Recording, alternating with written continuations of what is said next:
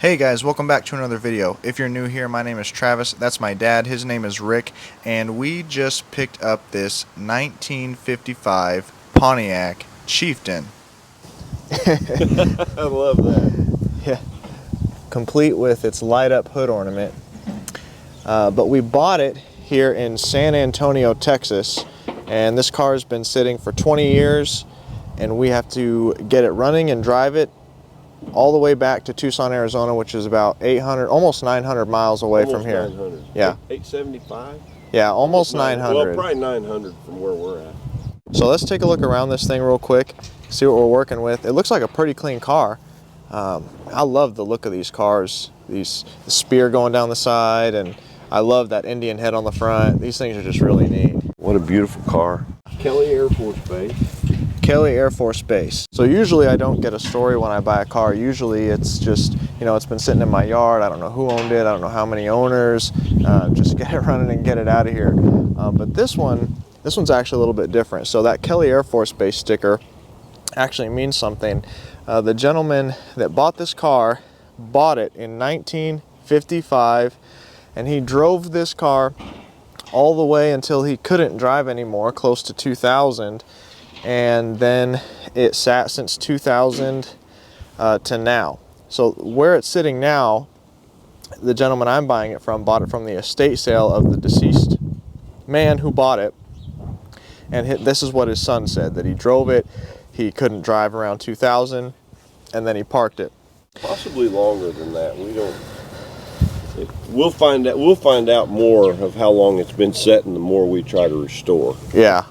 Well, what I really liked about this car is that it was so complete, just from the pictures that I had. Check this out. Just look at that. That only happens once. I mean, even after you restore a car, they never shut quite like that again. I've said that before, but it's just so true. Just look at how everything lines up. You see more telltale signs. If you look at this Montgomery Ward G70s, them are out of the 70s. Montgomery Ward. They're gone, aren't they? Montgomery Ward. How long have they been gone? Dude, this car's been setting for this car's been setting for a lot longer than that. This is a very clean, true original one-owner car, and it shows. I mean, those are the original door panels. The spears going down, those always get lost. All the little pieces are always what go first, and those will go. Look at that two-tone though. I mean, it's just so beautiful how they did things back in the day. Look, it's got its original seat. It's got these old mats. Look at that. Let's check it out. Look at the floors.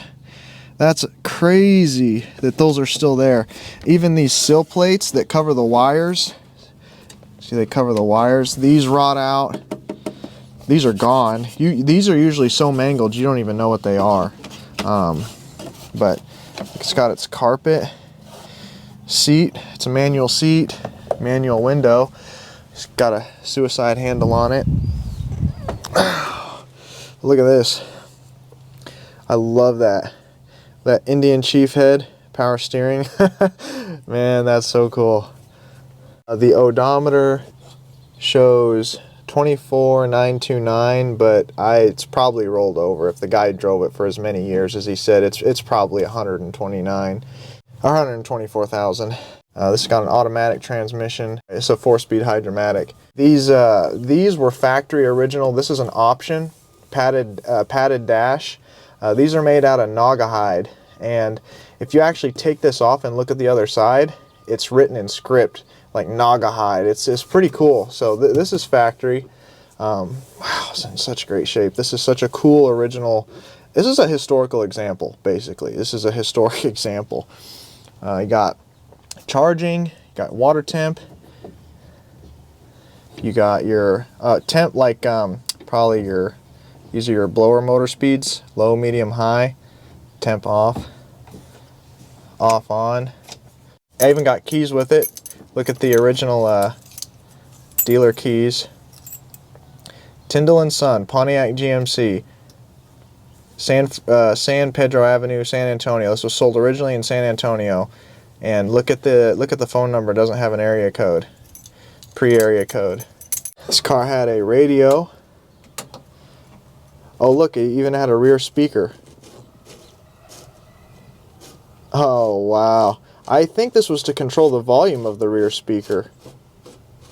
That's neat. That radio better work. It better work. I brought an OZ4. Chieftain. How cool is that? Even had a clock. Cigarette lighter. Yeah.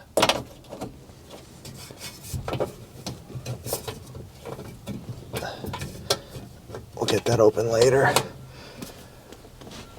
Who can tell me what that is?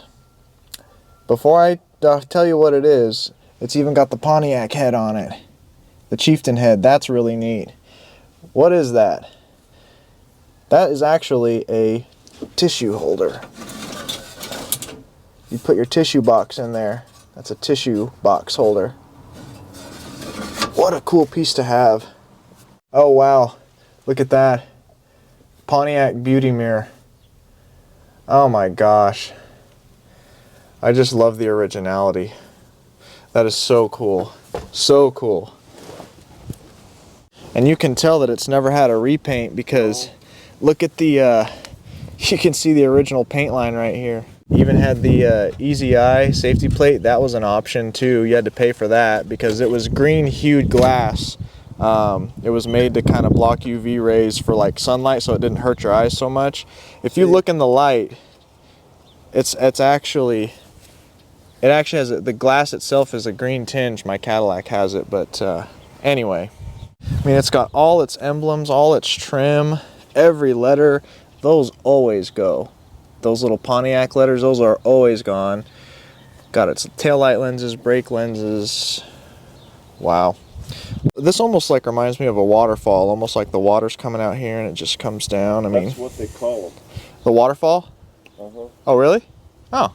Oh, and this is the paint divider. So if this was a single paint color car, these probably wouldn't have been here because my dad's 54 Oldsmobile has the same little strip.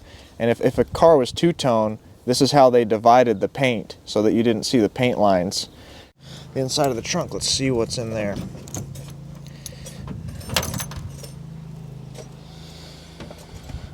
Alright, so we have, what is this?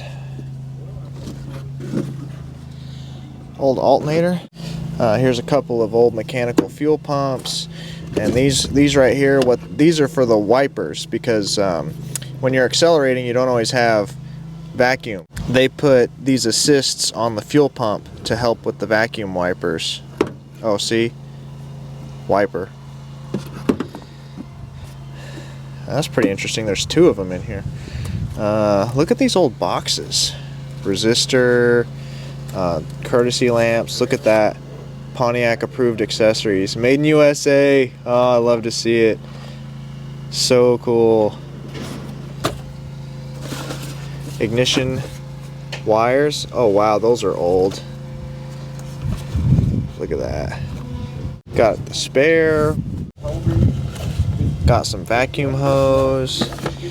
Oh, here's the fuel filter for the carburetor. We got a distributor cap. This looks like the gas tank trim.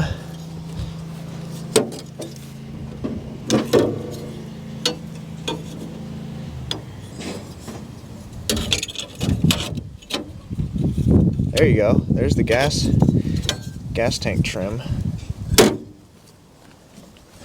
And then this looks like the trim for the door on the passenger side. Got some old Gates V-belts. Yeah. But look at the trunk. Look at that. That's amazing. Oh my gosh. Here's the original paint. You can always see, get a good look on the trunk. Oh, it had a trunk light. Not all cars had a trunk light. Some of them didn't. These were the ones that had a... Oh no, it's gone. Dang. These were the ones that had a mercury switch in them. It's pretty cool. You can see the mercury slushing around in there.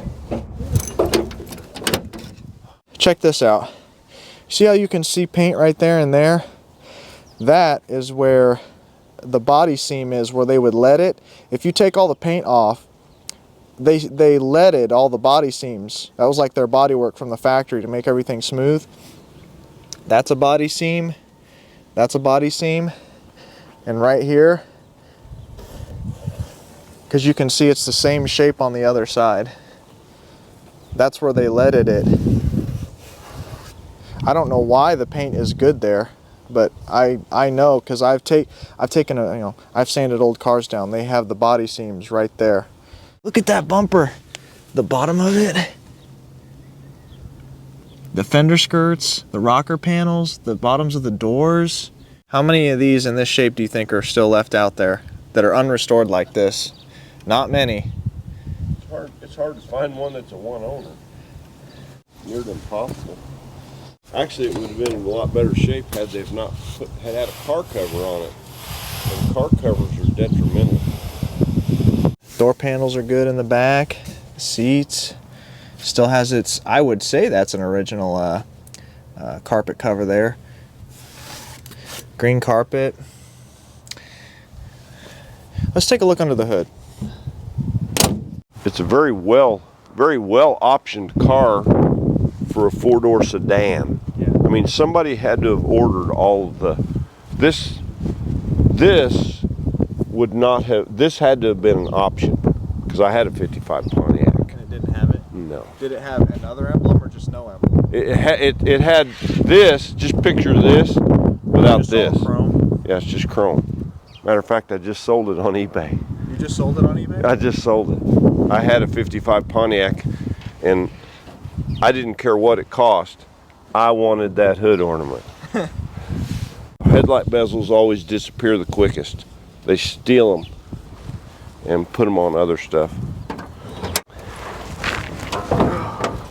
So in 1955, Pontiac introduced this V8, which is the 287 Stratostreak V8. Yeah. Oh, you can see right here.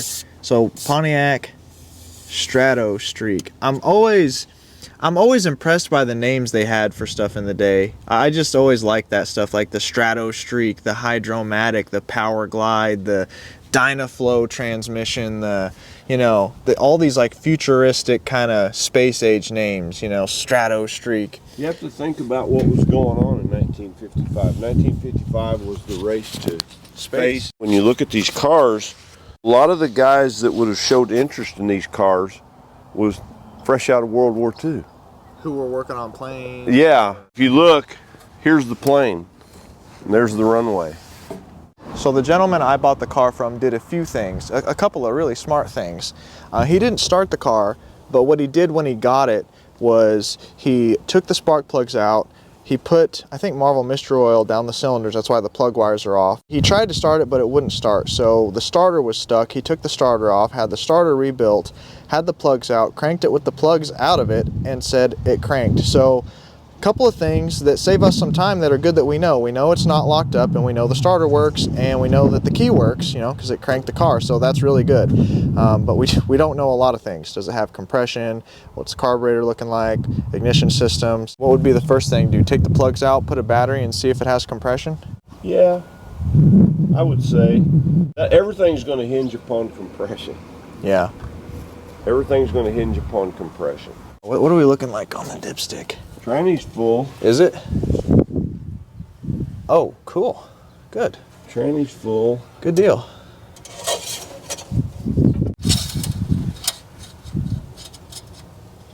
Yeah, it's full got of oil? because that was probably partly Marvel Mystery oil.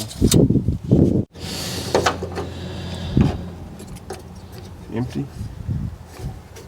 Yeah, I don't think there's any water in it that I can see. Oh, this was an option. Look at that. It's the windshield washer bottle. Oh, look, they even switched it to electric. Oh, look at that. It's not running off of the Vacuum. It's not running off the vacuum. Trico. That's old. You can still see some old crystallized washer fluid in the bottom. Is this a hood prop, I wonder? That's a fighting stick. That's a... That's in case somebody tries to steal your Pontiac. Oh, look, this is like a bug mesh. This is an original old school bug mesh they put on there to keep it from getting in your rad. You can clean that out. see what we got here.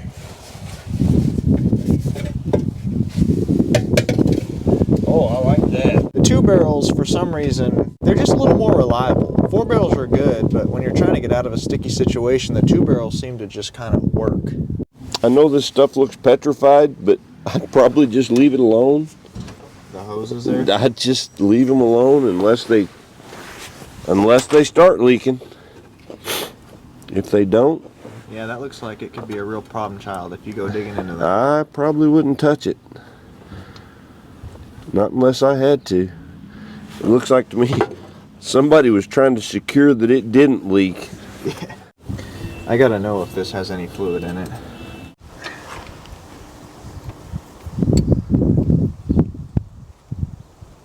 And the spark plugs. I'm gonna put these over here on this linoleum, Travis. Look at that. I'll be danged.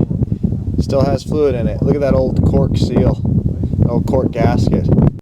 I just had to know. I know we got bigger problems at hand. Oh look. The hood light came on. There it is. How cool is that? And when you shut the hood. So I know he put some Marvel down the cylinders, but I'm just gonna spray it for good measure.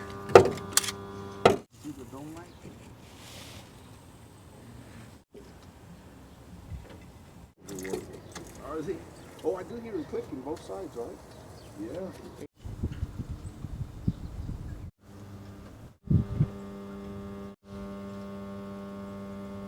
Oh my gosh. That's even working. And then the dome light up on the ceiling. The dome light's working. Oh man. That's Yeah. crazy all that works. The- All that wiring is But good? check this out. The left signal is working. You see the arrow? Amp gauge is working. You can see it. Turn signal, the left. Right was working. I can't know if you can see it. Yeah, look. That's working. That's unbelievable. Let me go outside and see if it's working outside. Do the right. Right. Yeah. Left. Left. Yeah. Yeah, left. Right. Yeah. I can't believe it. I don't think I've ever had that happen ever. Try the headlights. No headlights. Sometimes that gets dirty. No headlights. Dad's in there hitting the dimmer switch. Sometimes it, you know, gets crap on it, and you hit that dimmer switch a few times and they'll start working. Let me see if the back. Okay, not getting any taillight action. No taillight action. Should feed the car. That's all working. And that's working. So what Dad did was bypassed the amp meter and just hooked it up to the voltage regulator, and that gave us power to everything. And if you look, it even gave us our headlights. It also gave us our tail lights. So let's go ahead and crank this thing over, see if we have compression. That's our most important thing right now. Yeah. Yeah. Go ahead. Yeah. That's good. All right. All right. Killer. Go ahead. Yeah, killer. Go ahead. Yeah, wait a minute. Go ahead. Yeah, good. Go ahead. Go ahead. That's good. It's a runner. So, see how the light's dim? That means the ballast is working. So these should only have 9 volts. Okay, try it. Yeah, it's going off and on. Yeah, we're getting oil pressure too. Oil pressure? We got oil pressure. Go ahead. Yeah, I can hear it. Spark. Sparking? Yeah. Okay. So I'm gapping some new spark plugs to put in it.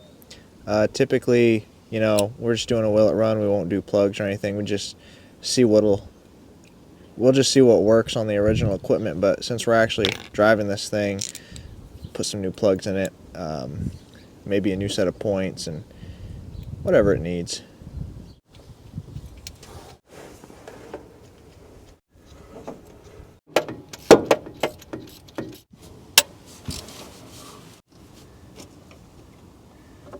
Oh, it says Packard radio, TVRS. Did they say radio because they had to design wires so that they wouldn't interfere with radios and other electronic stuff, so they put radio on them? Back in those days. The spark would interfere with the other electrical stuff. Well, people would drive by people's houses and things would start popping, you know, TVs and whatnot. Burnt. I mean, it's used. You can see the cavities in the copper. I was going to reuse these spark plug wires, but when I pushed this in, I heard a crunch. You see that? I mean, even if everything else is working, that's not good. And then I think I saw another one where it was same thing like that. I mean, spark isn't going to travel good through that, so I might put new wires on it. What do we have in here? I know I saw, here we go. There's plug wires. Oh, that's an oil filter. Oh yeah, that's good. Oh, cool. Distributor. There's a thermostat. Wheel cylinder kit, looks like. The resistor. Lights. Okay. Point set. Looky there. So I was getting all excited because I thought I was going to be able to use some good old American-made parts, but when I went to put the stuff on, everything I pulled out of those boxes was actually used parts that he took off the car and put back in those boxes. So all the points, the cap, rotor, wires, those were all used. They weren't new like I thought. So I actually had to use stuff that I bought previously and sent ahead to Adolph's house ahead of time. Points, condenser, cap, rotor, and wires, all brand new. So we almost have a fuel system ready here. This metal line originally went from the carburetor down to the fuel pump, which is down there. It's way down on the block there. But I don't trust that fuel pump and the two others that are in the trunk.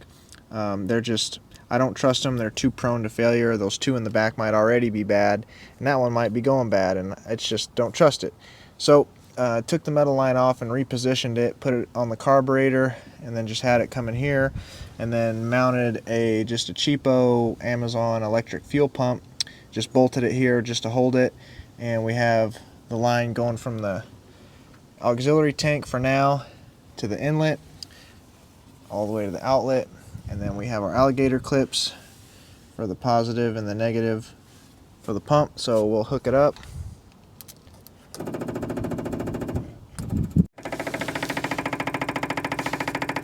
It's just shooting right out of the side of the carburetor. Let me see. Oh yeah, it's flooding. Yeah, it's just flooding. Float stuck. Well, it's already got gas that went down the yap anyway. Even though we know the carburetor's going to have to come apart now, we're going to try and run it anyway just to see if the engine sounds good and healthy. Because you could rebuild the carb and then put it on and it's got a rod knocking or something else. So, all right. Ready? Yeah. You got the electric hooked up? Oh, now I do. You ready? Yeah.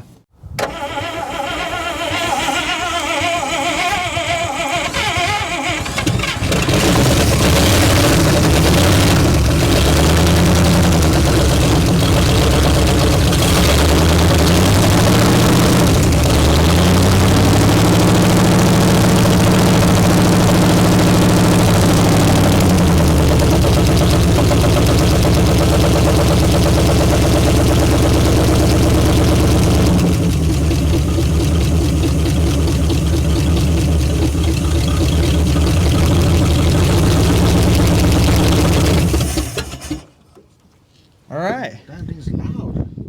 Sweet running car. Sounded okay. Sounds alright. Should I keep putting water in it? We try to put it in gear. Yeah, might as well just put the water in there and see if it holds it. Okay. Because if it's leaking out somewhere, we're going to have to address that anyway. Okay.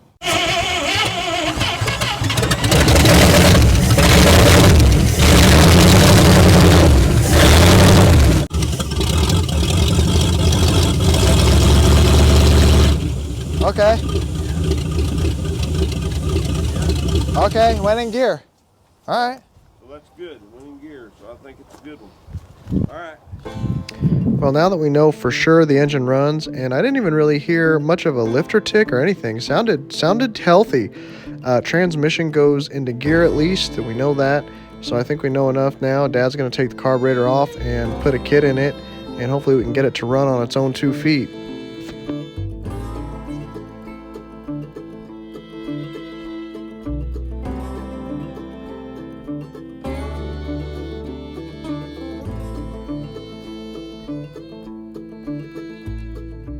Got the carburetor off, taking the top off of it to see what's going on. Knowing the carburetor would probably be toast, I ordered this rebuild.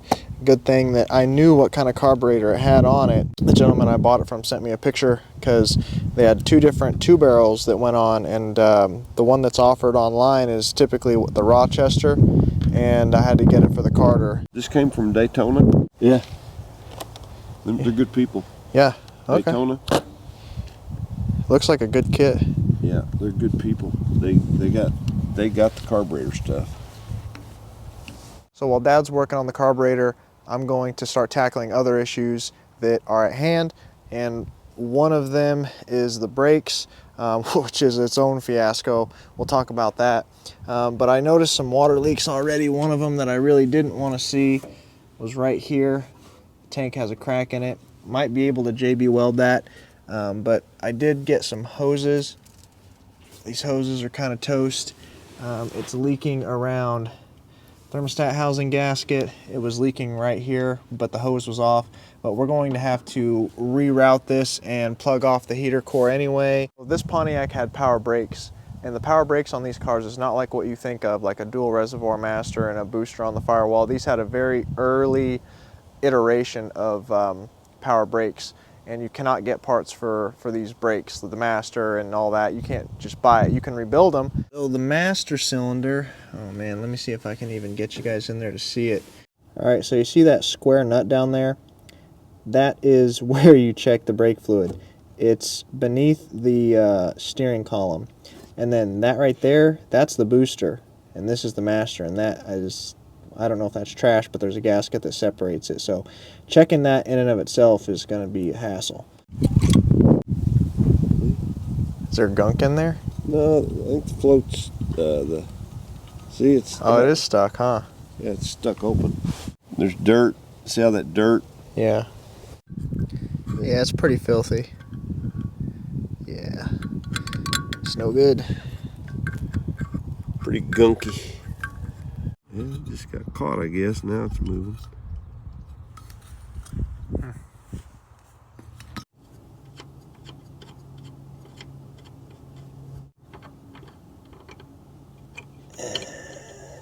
I took the cap off and it's empty. I can't get you guys in there to see. It's just too far down. Like, it's just, I can barely see it. I'm gonna try and put brake fluid in the master and just hope and pray that it works.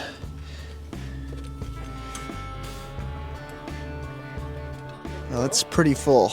I know we're gonna have to do the brakes, but I'm just gonna try and operate this pedal a little bit.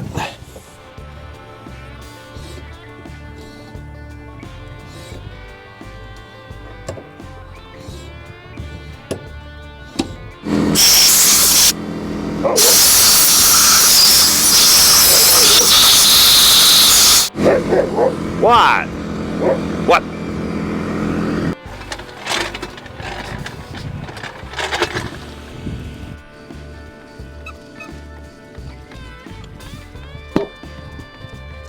Is that okay? Oh yeah, that's perfect, thanks.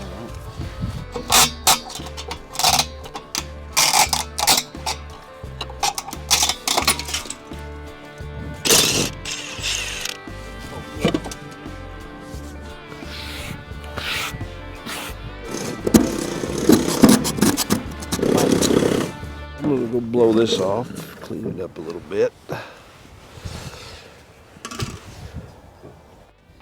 Grease in there is hard. What's that? That grease in there is hard. Probably never been off.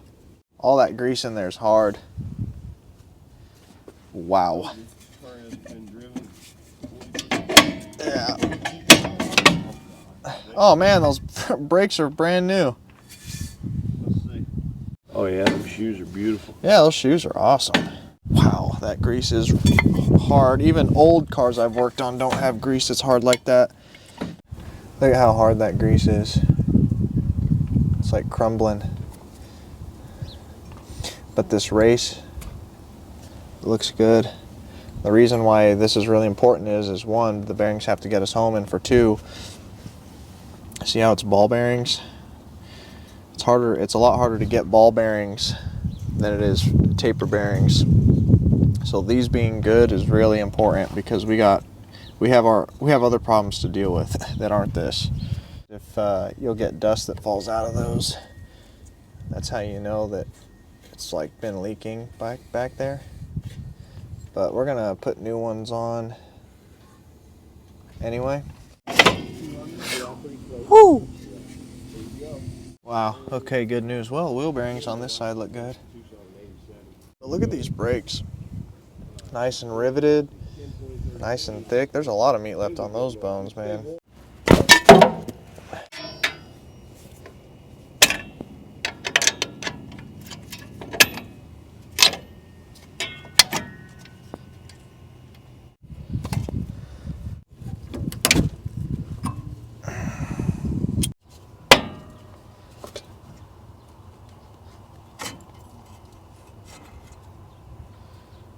And we'll slip the new hose, get my bolts.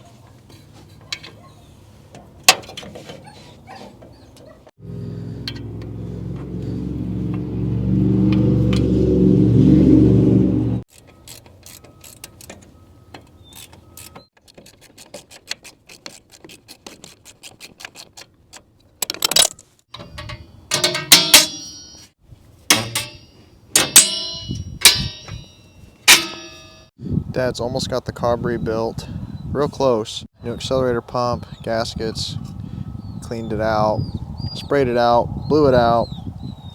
All right, so the 2-barrel Carter is rebuilt. The last thing I'm gonna do tonight is take these 2 rear tires off so that whenever we're ready, we can take them down and get some tires put on this thing.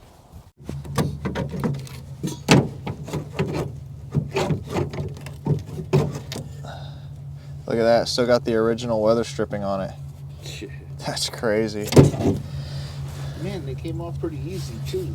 These ones are better than my Cadillac. I like this idea better.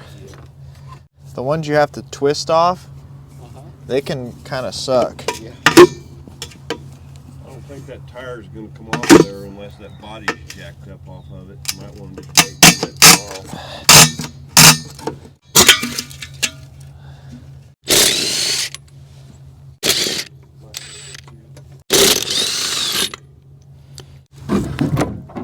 Yeah. Yeah, it ain't gonna come out of there. Just tell me when you're ready. I don't really want to leave it like that a long period of time.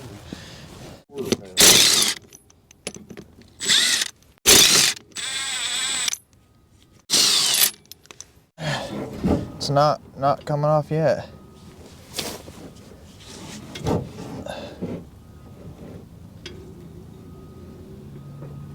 Almost there. Yeah, almost. I got this one. Almost there. I'm about out.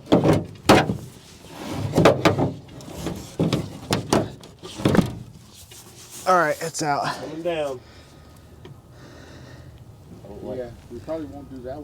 We won't do it that way again. I don't like. Well, you have to get the body up. This car sits so low. Cool.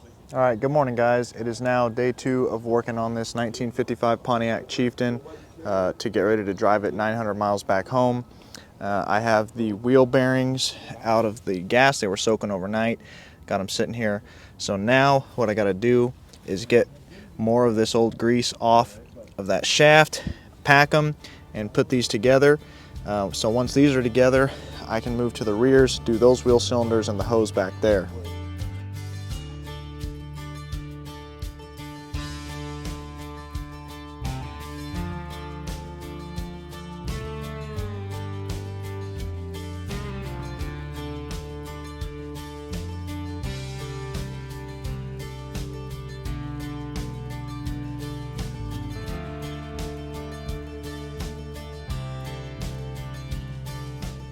All right, we got the passenger side all gooped up, back, front, packed, nut on,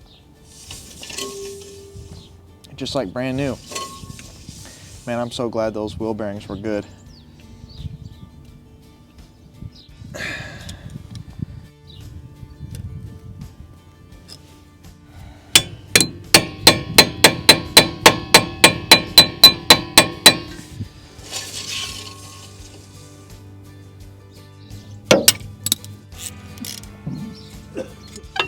Usually you have to get so violent with these. I've never had that happen. Just the time to do all this is just a time burglar, and we have to keep moving. In a normal setting, if you were driving this day to day, you would do these, right? Because this one's got pretty good meat on it, but this one pretty thin. But you have to say, will that go 1,000 miles of mostly highway driving where I'm not in town, stop and go for 1,000 miles? Yeah, I would say that would last 1,000 miles. But dealing with this is going to take hours and hours and hours and hours. So, might take the springs off, bust the wheel cylinder off, do those on both sides, and do the hose. And I know that's clogged because I didn't show it, but the hoses on the front, I just broke them right in half. They were collapsed and clogged, so I already know this is the same story. I'm not even gonna mess with it, just replace it. So Dad got done rebuilding the carburetor fully. Had problems with the new accelerator pump, so Dad had to take the top back off and put the old accelerator pump back in it, which it's working now. So once we get the accelerator pump on, Dad's gonna start messing with this cooling system. We bought some of this, what is it? Oh gosh, what is it? JB Weld for water, you know? So we're gonna put that on there and do the hoses, thermostat housing, and thermostat gasket. I didn't see the water pump leaking, I don't think. So we didn't actually buy one or send one ahead. So we're just flying blind with that. Hopefully it doesn't leak, because you're not buying one.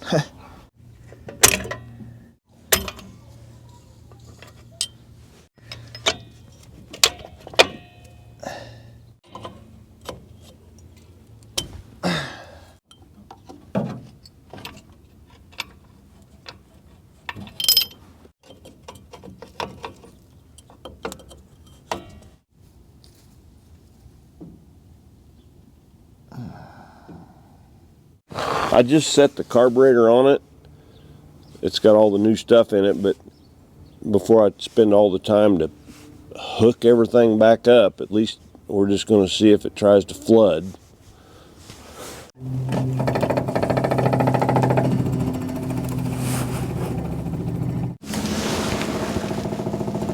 Yeah.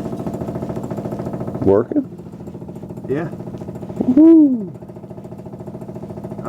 All right, so we ran into a problem on these rear brakes. I got the original wheel cylinder off and I tried to put the new one on. And it looked all correct, you know, it's got the angled threaded piece for the line, and the line wouldn't screw on, but that's because this thread size and that thread size is different. And what I'm doing right now is taking the rear line off, and I don't think the ones I bought two different ones.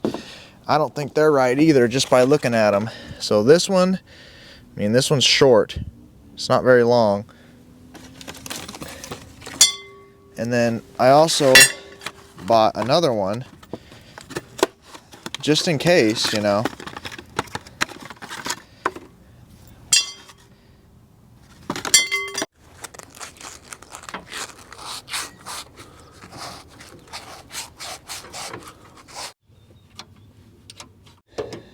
Dad's still hooking up all the little trinkets on the carb. Need to be hooked up, vacuum lines on the back, and I'm gonna start taking these radiator hoses off because we got water leaks.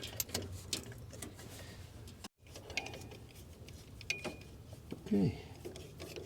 You're sure you've seen that thermostat housing leaking?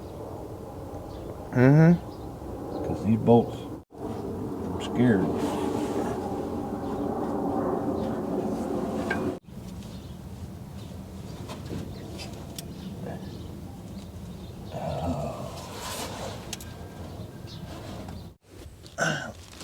Let's see, what size is that looking like? 3/4 or something? Did you buy belts or Yeah. are you going to compare them? No, I bought belts. I'm going to go ahead and put the belts on. Right? There, right? They're in there. There's a dog running around here. I know it. He's two-wheeler. Dog bikes around here. Oh gosh. It's like molasses. The gas tank? Yeah. That gas tank really sounds real solid. Like it's full of it. Yeah, this gas tank's unusable. What are you seeing? It's literally molasses.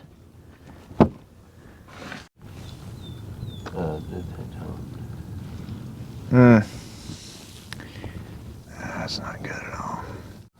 I can't believe that plug come out of there. I've tried to take them out and it just twisted the whole thing off in the tank. I mean, it's literally almost like motor oil.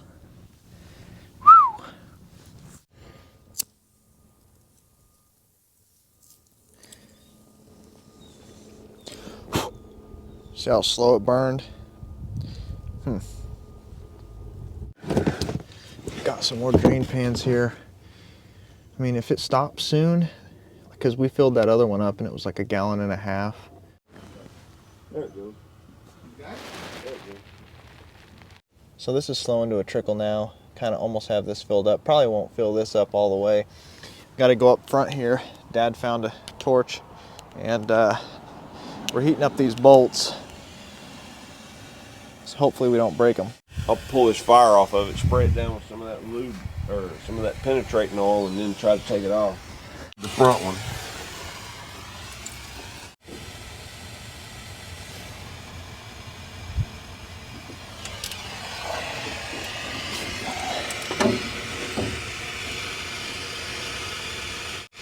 I don't know.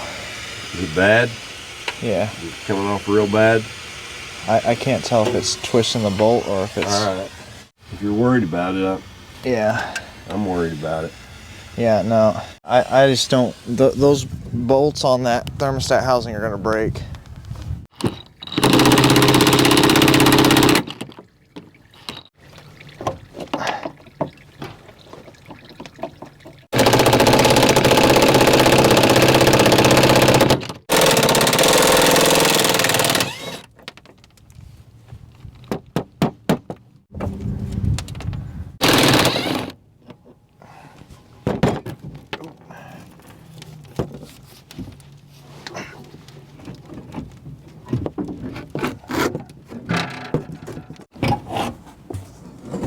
There we go.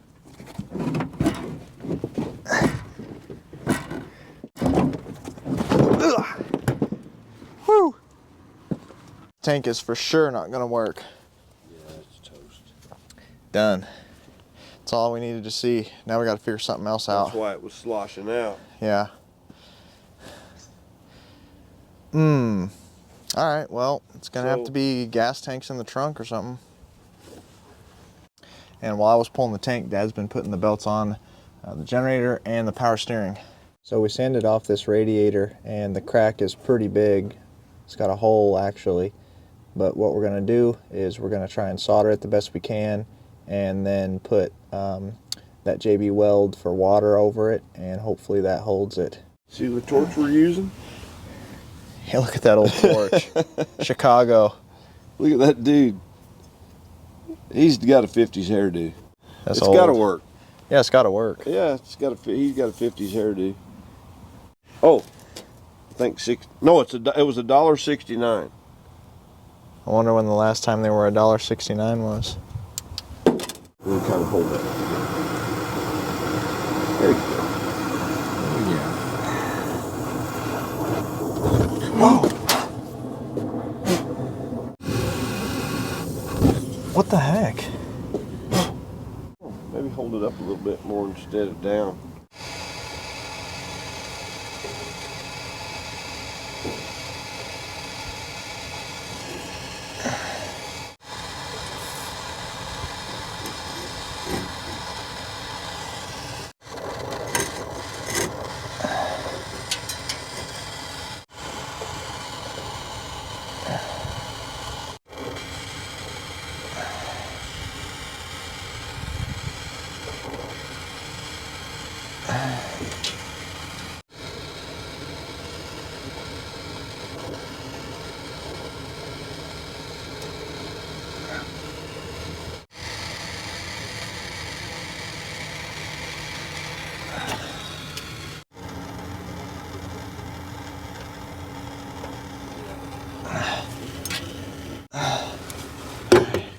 I don't know, I tried, I passed.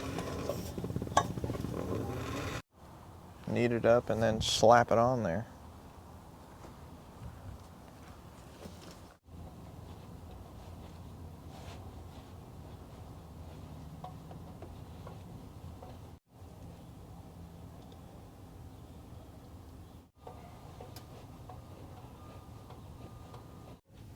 I say leave it alone for now, don't you? Let it dry. Looks pretty good. Then just let it dry. Yeah. If we need to put more on there, we will. All right. Where's the hammer? So we're back from our O'Reilly's run. We got different wheel cylinders and a rear brake hose. So before we knock off for the night, I want to get these rear brakes sewed up.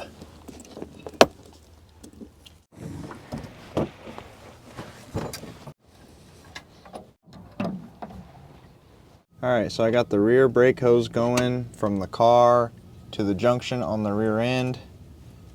Got the wheel cylinder in on this side, got the springs on, and I got the drum put back on, and Dad's finishing up putting the wheel cylinder on the other side here.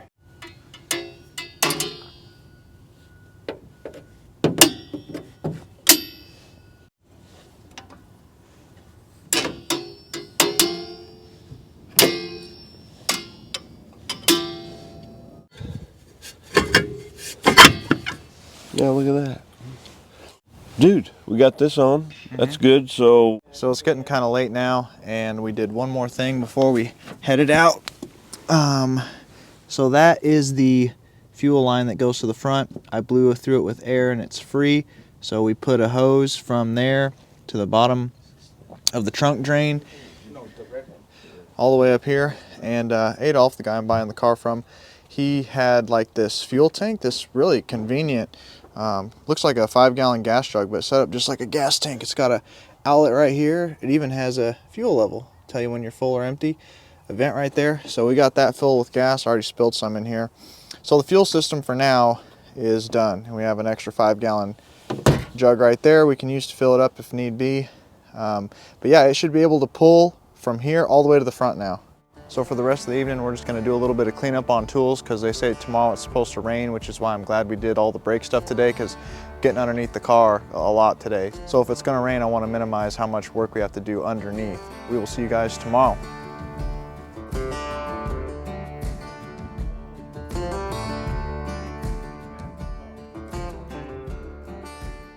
Hey guys, well, good morning. It's now day 3. We're working on this 1955 Pontiac, seeing if we can get it to run and drive all the way back home. Yesterday, we actually were able to pick up our tires. We dropped them off to have new rubbers put on them. Had to go with the skinny white wall. I think that's close to factory. That's what they would have came with. That's what was on them, skinny white walls. So I took the cap off of the master cylinder, filled it with fluid, we're all ready to try and attempt to bleed these brakes. Cross our fingers that that master cylinder works, because if it doesn't, well, we may have a little trick up our sleeve, but let's just hope it works. Ready? Yeah. Okay. Oh my gosh. Fluid. No way. Oh my gosh. That's a miracle. Okay, go ahead.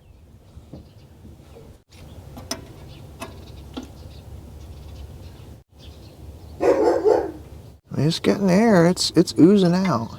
Bro, let me check the brake fluid once you do it again, Travis. Do it again.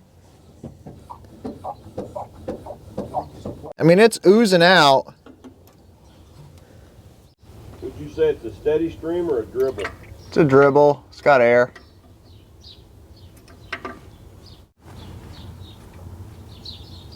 Yeah, I'm not getting anything now. All right, so some not so good news. I tried bleeding all four, seeing if we could get some more pressure in the system, get more air out. I went around to the fronts and the backs, and no matter what I do, it's just oozing out. I mean, real slow, and we're not getting any pedal no matter what we do. The seals in that master cylinder, I'm sure, are shot, and the fluid's just getting passed in there, and it's probably filling up the booster with brake fluid. So we're gonna have to pull out our secret weapon. Secret weapon. It's a secret weapon. It was a secret, now it's public. Now it's not a secret. So in anticipation of this, because again, this is a totally different power brake system than you're used to seeing. They either had Bendixes or Treadlevacs, very early iteration of power boosters. And the master cylinders you cannot buy. So where'd you get that master? Off of some other car you had? I had a 55 Pontiac wagon that I was going to switch to power brakes. It had manual. Oh, it had manual, and you were going to switch to power. Switch it to power brakes. I sold the car, and I never did install it. But you bought the stuff. I already bought it. Okay. I already had it. A couple of weeks before we came and did this trip, Dad rebuilt the master cylinder that he was going to use on his 55 Pontiac wagon before he sold it, and it's the exact same.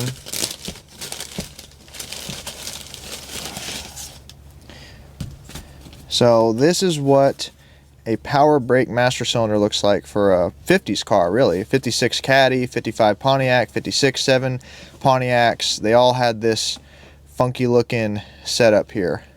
These come out through the floor of the car. We have to take these floor mats out. The master cylinder, the booster's actually right here connected. This rod is connected to the brake booster, and then the master's beneath it. They're not on the firewall.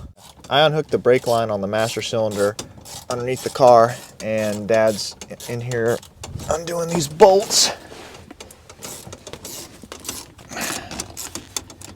Yeah, you're not going to be able to save that mat. So. It's okay. Why they did this, I mean, that's going to break. There's nothing you can do about that. This spring needs to be unhooked. Need a set of pliers or something? Yeah, let's see. I'm trying to figure out why. There's a rod up there on the dash. Don't let me forget about it. It might be the rod that goes through there that holds this to that.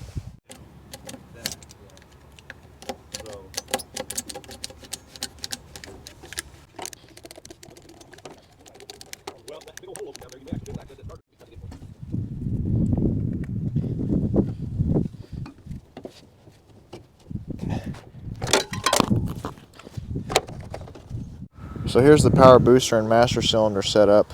If you look inside, it's pretty bad. See the inside? It's a safety issue. Yeah, it's a total hazard. The master cylinder doesn't unbolt from this side. You actually have to take the whole booster apart, and it bolts back here. This is what the first generation of power boosters looked like. Real antiquated system. This is real old school. But it works. It works good. They do work. They work good. They're just they're not very universal for parts. I just don't want to take a chance on. See that pipe? Yeah. It's definitely got the questionable look to it.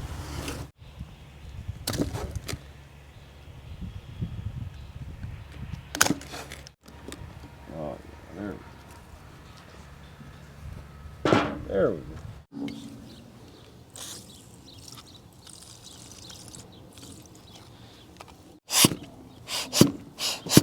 I mean, it's like it's hitting something hard. It might be stuck on the master cylinder. It might have to just push it down, pull it up hard. Here, let me hold it.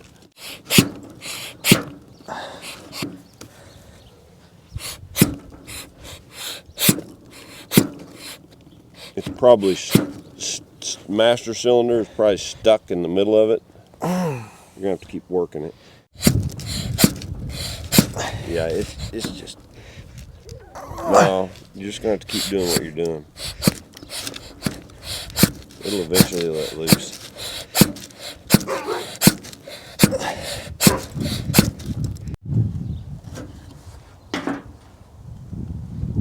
See, look at that. We didn't bring it. Do you have an inch and a 16th socket? Yes, I think I do. Yeah, this thing's trash. Trying to use this was a... Futile. Yeah, that was a bridge to nowhere. It was futile.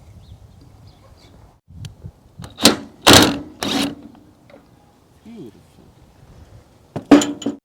So that should allow us to go out farther.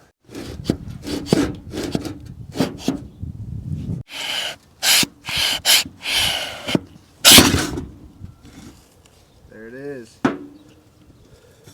Felt like to never come out. This master cylinder, it goes all this rod goes all the way through to this. This? Yeah. Oh. It should just fall right off. Okay. Yeah, look at that. Yep. Held in from the inside. Yeah, ain't that nice?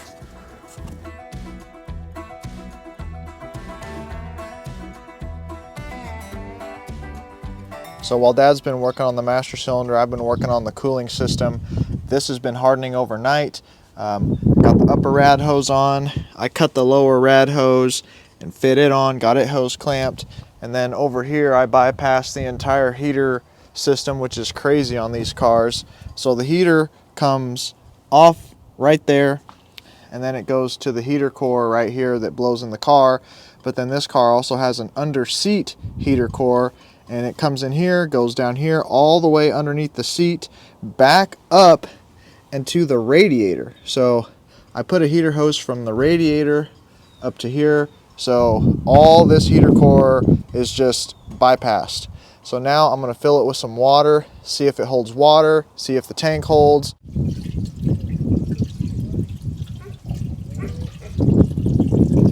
So far so good. It's 2 gallons in. We drained pretty much all of it out, taking that lower hose off, so it's gonna take a lot. Oh. Huh. Yeah, it's coming out of this right here. Well, that bolt does look loose though. Dad might have loosened it to put the belts on, so we'll tighten this up and hopefully it stops. Got it full. This looks like it quit dripping. I don't see anything coming out of the thermostat housing. I don't see anything coming out here. I do see some water down there, but that might be some stuff I've spilled out of the rad. And I don't even want to utter the word water pump.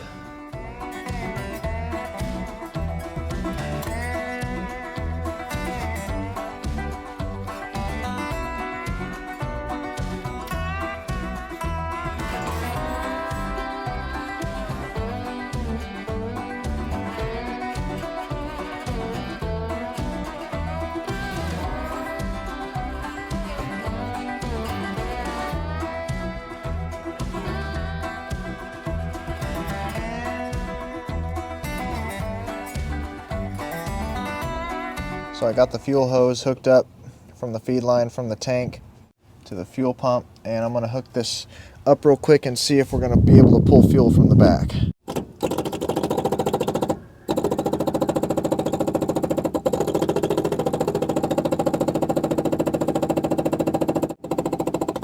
Oh, there it is. Dad finished up the master cylinder, got it put in, and I got underneath of it and screwed the main line into it that comes out, goes to the rest of the car. Here's the new master. Dad painted the booster, even though it's not going to work. There's a check valve in there that's not working, so we're not going to have power assist, but we will have brakes, hopefully. We'll try and bleed them here in a minute, and hopefully it shoots out like it should. And another thing, we keep having this electrical problem where we lose power to everything, and we're not sure where we're losing it at. Because like right now, if I plug this in, all the lights come on.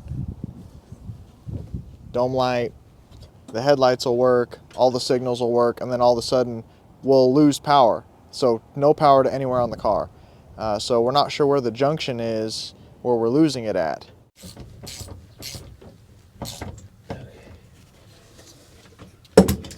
Is that the last one? That's it. Okay.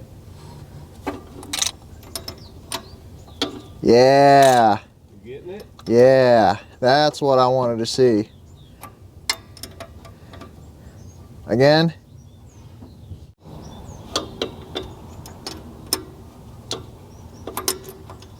Now we're getting a stream. Keep it held down. Yeah.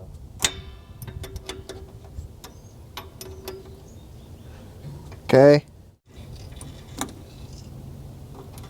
Yeah, I'm definitely liking what I'm seeing down here now. Okay. Killer pedal. Okay. You getting stream?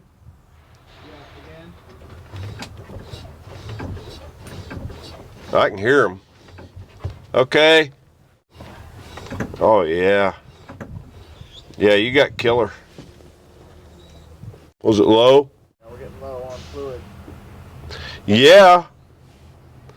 I knew we should have got some. Okay. I'm gonna go to the other side. It was a good stream. Okay. Oh man. Boy, Dad, your master cylinder rebuilding abilities are pretty good. Yeah, they're real good. You saved the day. Yeah, you ain't going nowhere. Well, at least it's oil and no water.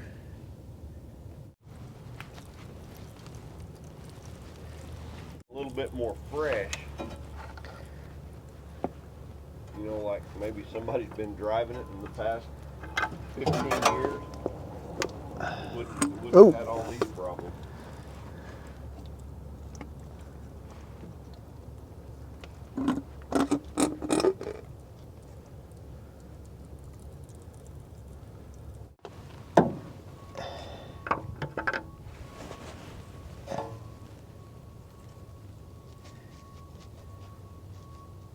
Those days.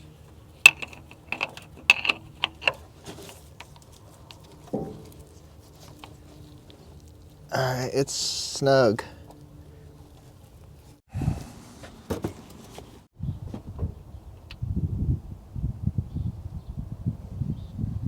As long as it's showing above add, probably be good to start it. Did he have a grease gun? Yeah, that's good. No. Okay, you want to try and run it? Yeah.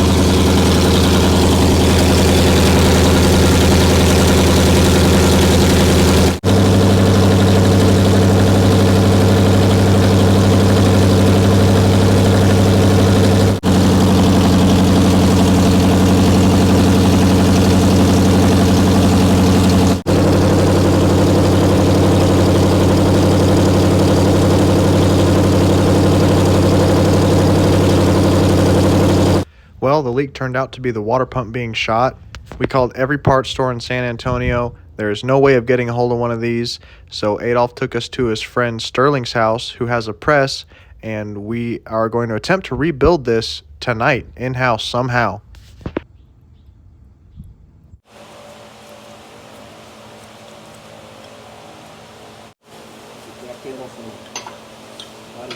Look at that. Okay, hold on. Let's see if it starts. It's kind of off-center a little bit. Yeah. Let me get that flashlight over there on the frame machine. Big DeWalt flashlight over there.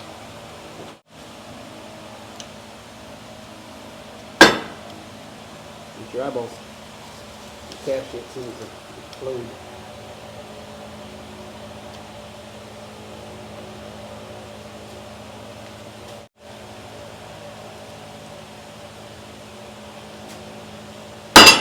There it is. There it goes. Okay, There's the impeller. that's good. You need to take it all the way off to get the bearing out, or the bushing out? I don't know. It might just. I don't know, you might want to push that impeller out, Nah. or that rod out. Well, go. I guess you could go ahead. You can always push it back in. Yeah. Big deal. You can catch it. Catch the bottom. Fall. Yeah.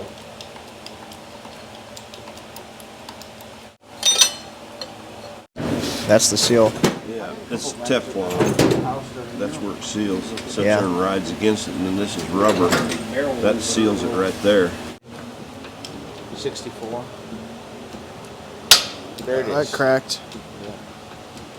Yeah, catch it from the bottom.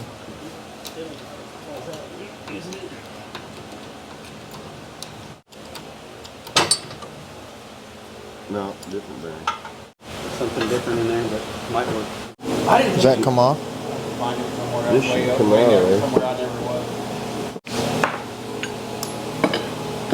Heck yeah.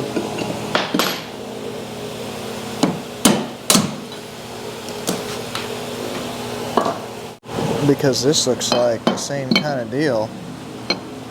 But how the heck is this going to seal? This has to come off, and something like.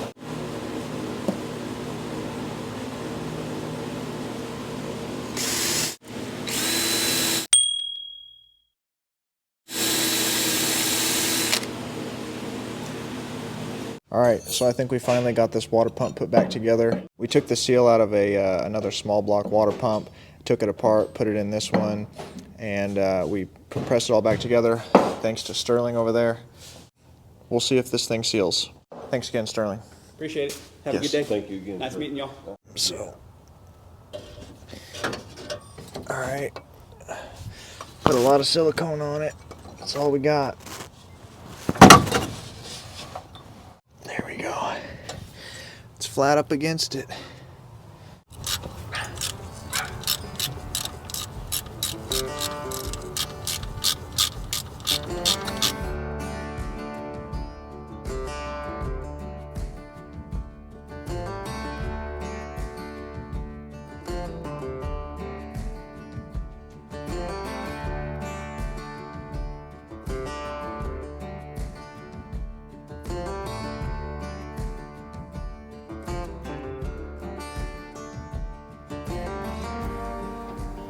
Yes.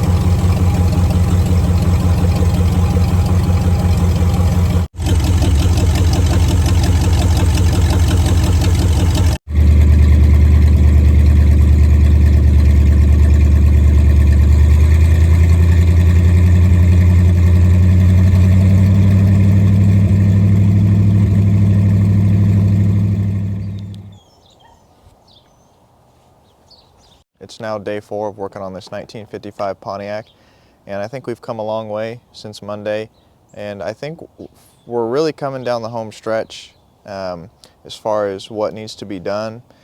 We've got the brakes situated, the motor runs good, oil changed, carburetor rebuilt, water system fixed. I checked the water when we got here and I still see water in the tank.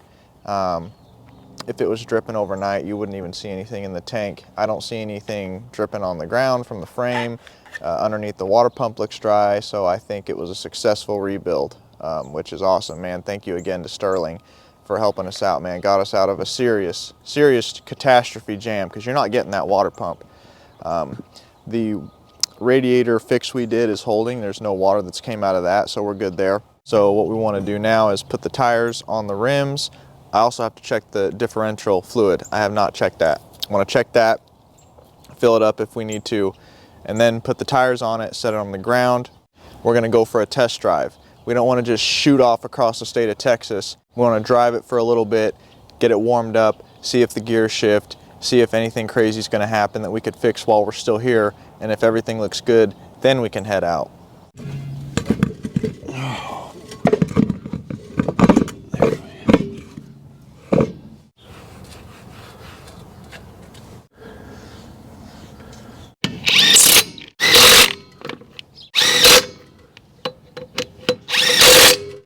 I'm gonna go back over these by hand anyway, Travis. So I'll hit them with a gun, but I go back and hit them by hand. It doesn't matter what the gun tells me. I do them by hand.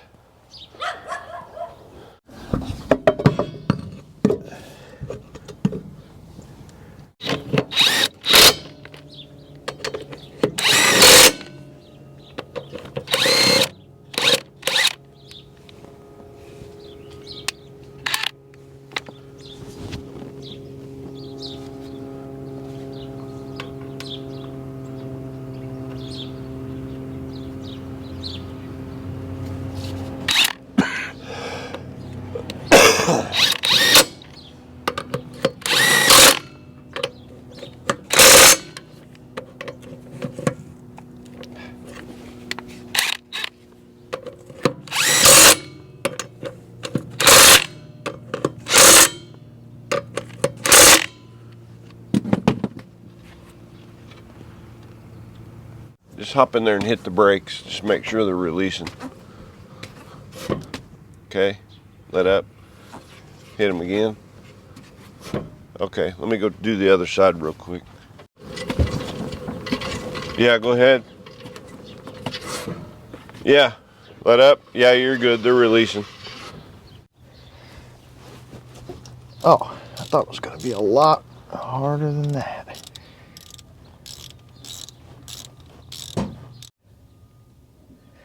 Now, I only bought a quart, so I hope there's some left in there. Coming out kind of hard. Plus, I got some thick stuff.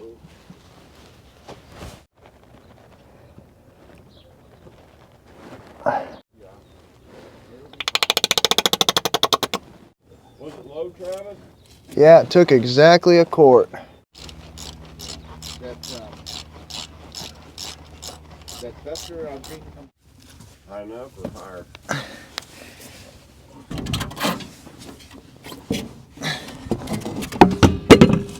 I got it. Got it? Yeah.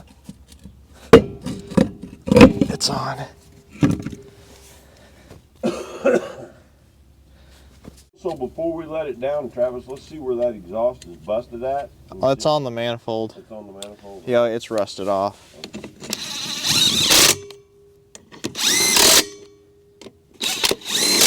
Good.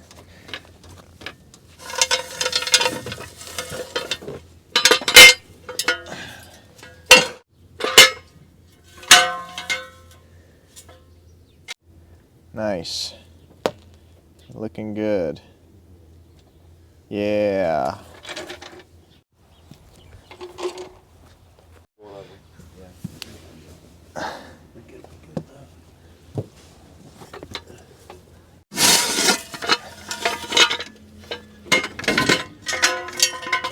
Okay. Nothing laying under the car. No, just those metal discs. All right, coming down.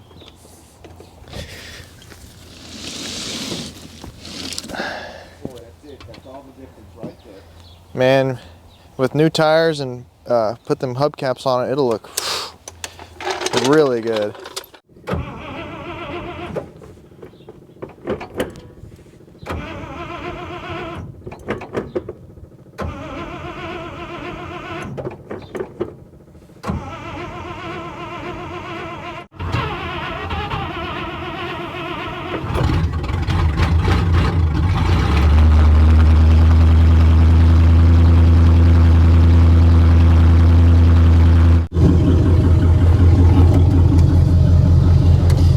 We added a little bit of tranny fluid to it. It was about a quart and a half low.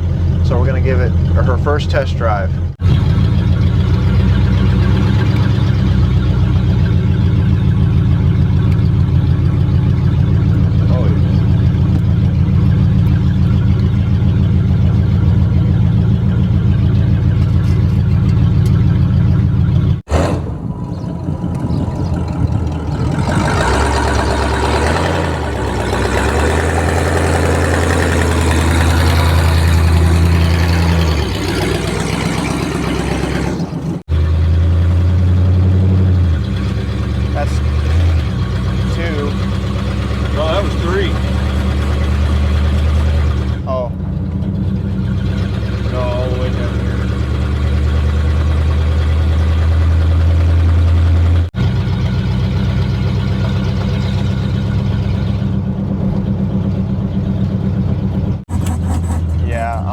The speedo because, well, it'll tear it up. It'll tear that spring up in there. Yeah.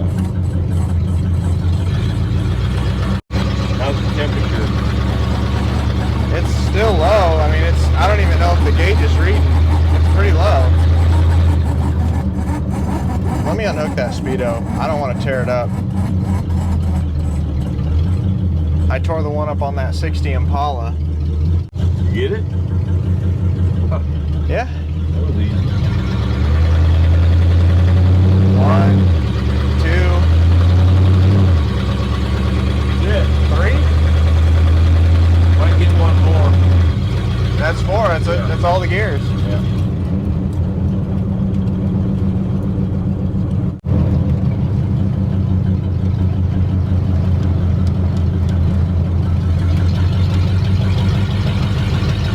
Brakes are working.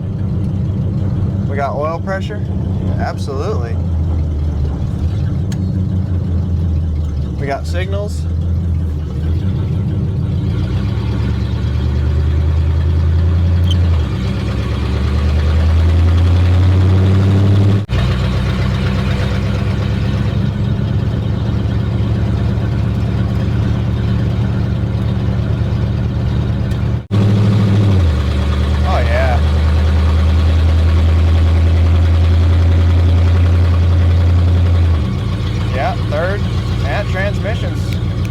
Lickety split, man. Happy.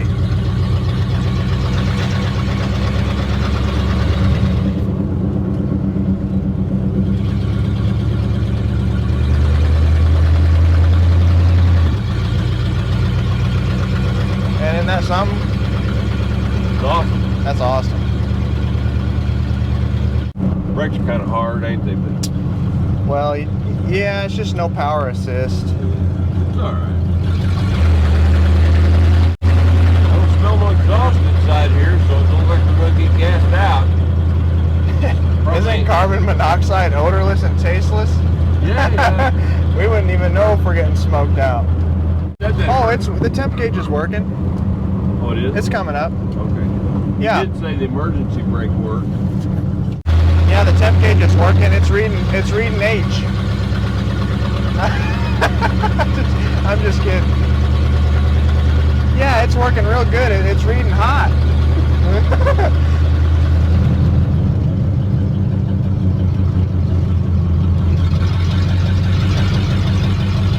So before we actually headed out, Adolph wanted to take us out to eat. He's been really accommodating, letting us work at his house and use his tools, stuff that we didn't bring, and other odds and ends for the car. And so we're about to eat some lunch, but this place is really cool. You guys know how Dad and me love gas and oil memorabilia and gas pumps and signs and all that. And check out how this barbecue place is decorated. These old Lubesters, 40s, 50s Bennett gas pumps, Eco Islander, another Bennett pump, another Bennett pump. These are cool. I love the visible. Look at that. You know, that was originally neoned. Yeah, it's still like that light does work on it. Oh, I see. It is. It's neoned right now around it. Well, look, 1924. What does that say? 5/2 of 24. It smells good in here. Check out that big old Sinclair sign. That's cool. The guy that owns this barbecue place has great taste, not only in food, but in his collecting. He had this really cool cigarette machine, and he had a whole other section inside where he had another faux service station built with a General Lee, a Wayne 60 right here. Love these Wayne 60s. Couple other gas pumps, an old street light, other signs and memorabilia. Really cool setup. Some soda advertising. He even had a Texaco pole sign in the building. So if you're ever in the area, check out Texas Pride Barbecue in Atkins, Texas. It was really good food and really good scenery, especially this 47 to 53 Chevy truck. Love these body styles. Very familiar with them.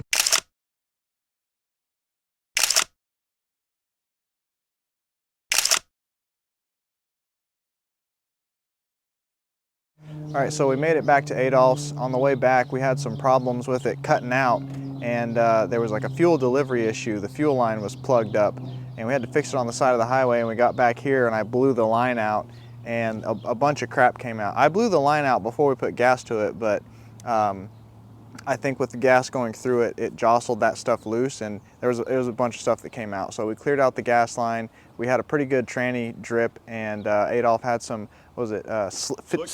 Slick 50, some old school stuff that we put down in the trans, and it seemed to slow the leak down. We cleaned up the white walls, and we got our tools loaded up, and I think we are as ready as we'll ever be to make the 900-mile drive back to Tucson, Arizona. Thank you for all the help. No problem. Thanks for everything, man. Yes, sir. Y'all take care. Thank you for lunch. Like I said. Awesome. Yeah, it was awesome. It was really good. Cool, cool. So we're all good? Everything's good.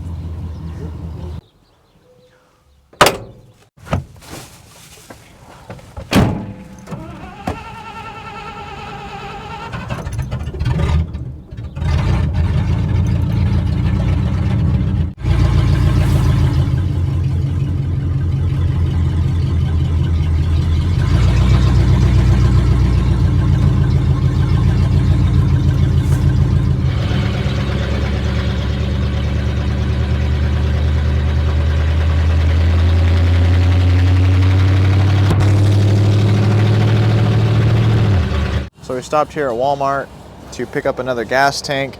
So Adolph gave us a boat tank. He also was nice enough to give us a 5-gallon jug, and then we just bought another 5-gallon jug. So that's 16 gallons, and we'll fill all these up, and as we need to, we'll just fill this, we'll just keep filling this tank up. It's got a pretty good drip. We're just in Walmart for a little while, and that puddle's there, but it's whatever. You know, we can keep filling that up. I don't see anything here. That's amazing. No water, no oil, no nothing. So we're looking real good there. That water pump fix looks to be really working, because we've ran this car quite a bit today, testing it, driving it, getting it warm.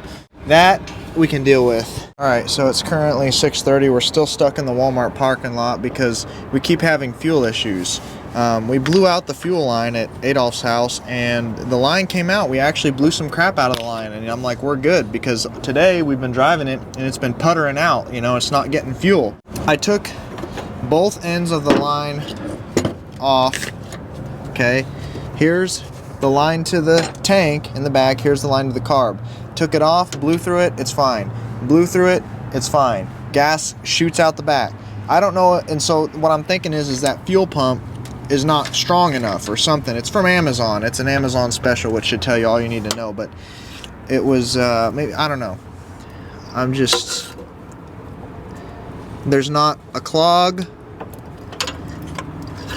Fuel's getting through, but we're not getting it to the carb. It's, hopefully this fuel pump's a little stronger. I'm just gonna have to use that electrical tape to... Sorry. Or is it in the toolbox? Yeah. Just So this is our key on power. So flow. So this is from the tank.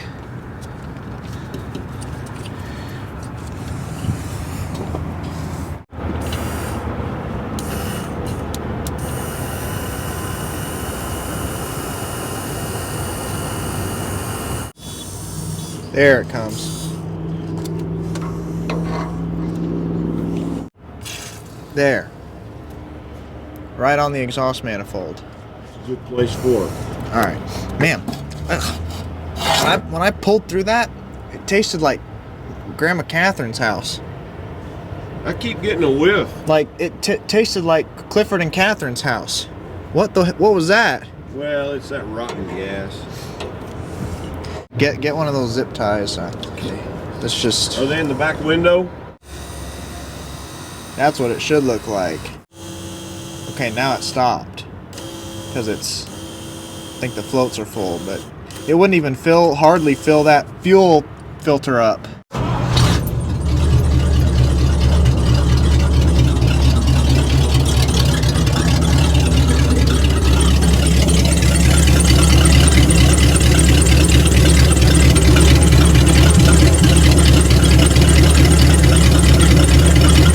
I'm just trying to drive around the parking lot a little bit, because it would die just driving around like this. Like, it just sputter out.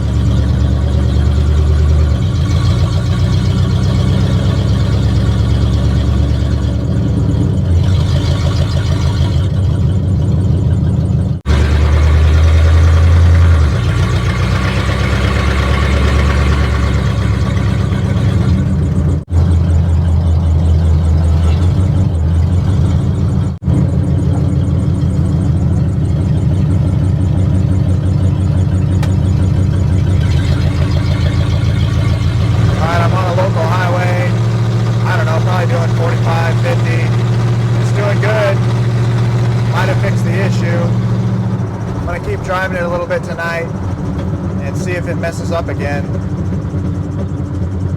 What is it, day 5? It's Friday? Yeah, Alright. day 5. Yep. Well, it is officially the morning of day 5. Good morning, everyone. I think the car is as ready as it's ever going to be.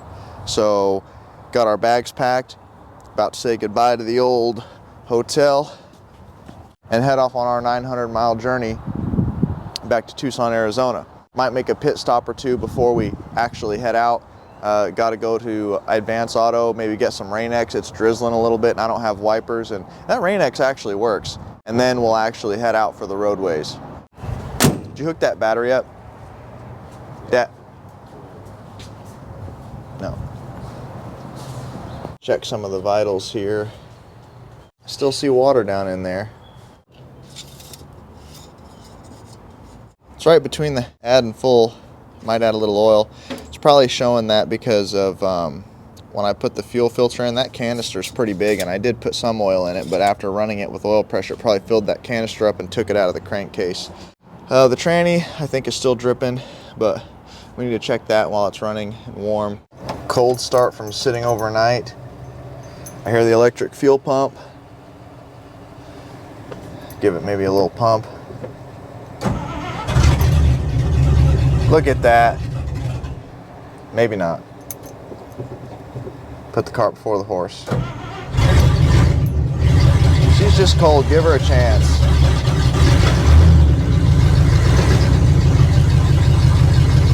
That's still good. Man. Yeah, that was... Man, sometimes these old cars, oh my gosh, I've had them where they'll sit overnight and you gotta crank and crank and crank and crank and crank, man.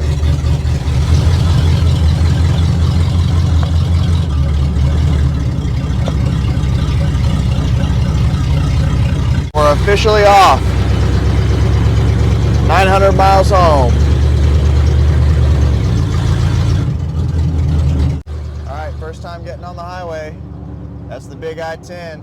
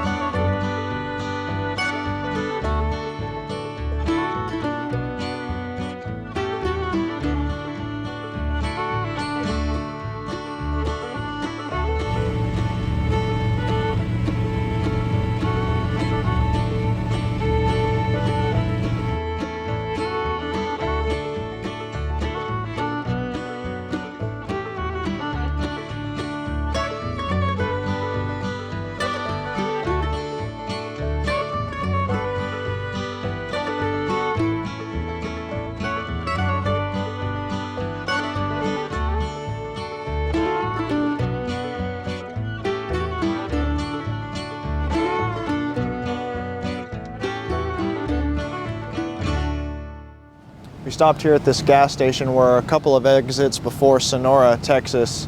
Last time we filled up, we were in Comfort, so we've went 119 miles, and we've had to put 10.8 gallons in it, fill up our tank. So we're getting 11 miles to the gallon, and we still have a pretty bad tranny leak. Let's see. Yeah, see that puddle? That's just from sitting here at the gas station. So we're really monitoring that transmission, but we're pretty good on engine oil and water. So let's start it up so we can check this tranny fluid.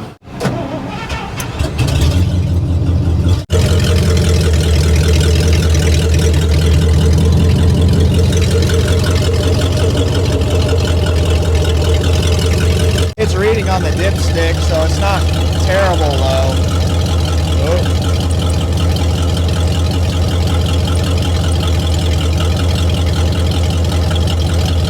So we are going to have to buy more tranny fluid.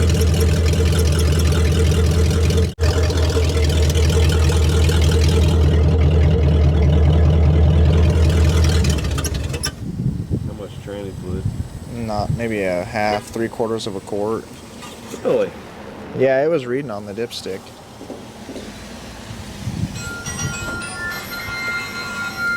How's our water? Did you check it? Customer, Yeah, we'll check it when we start it. please proceed to shower 3. When it shut off, did it dump a bunch out? Is that what all this is? Okay. Yeah, they always do that when there ain't nothing on the cap.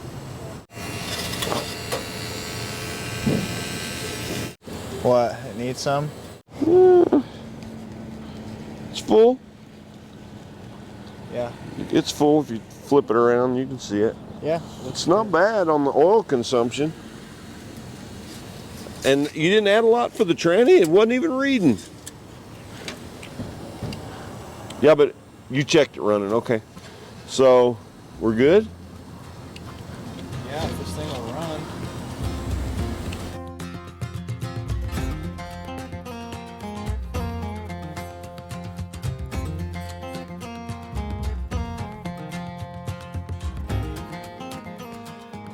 All right, so we're stuck again in Ozona, Texas.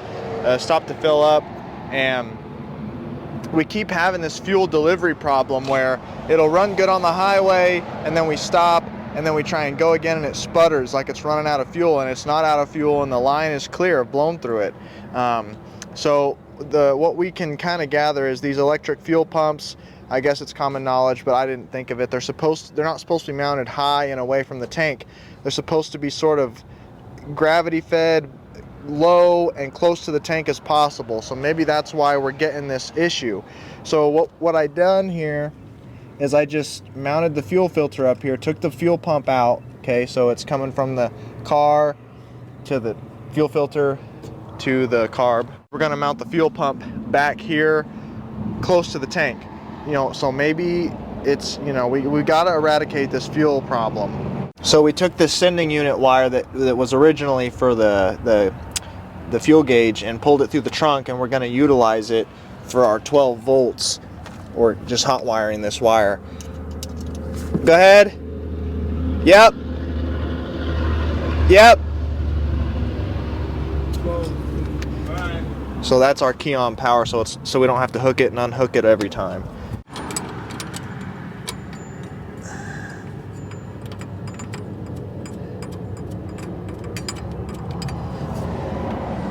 Try it. On. There we go. Stop. Stop. All right. That's better. On. Yeah. Okay, stop. Fuel filter's filling up. Go ahead and start it.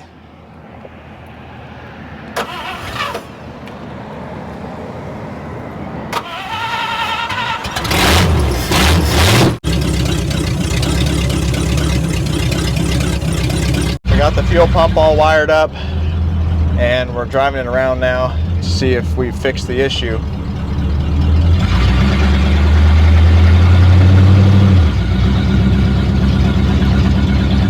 Okay, it's fixed. Let's get on the highway.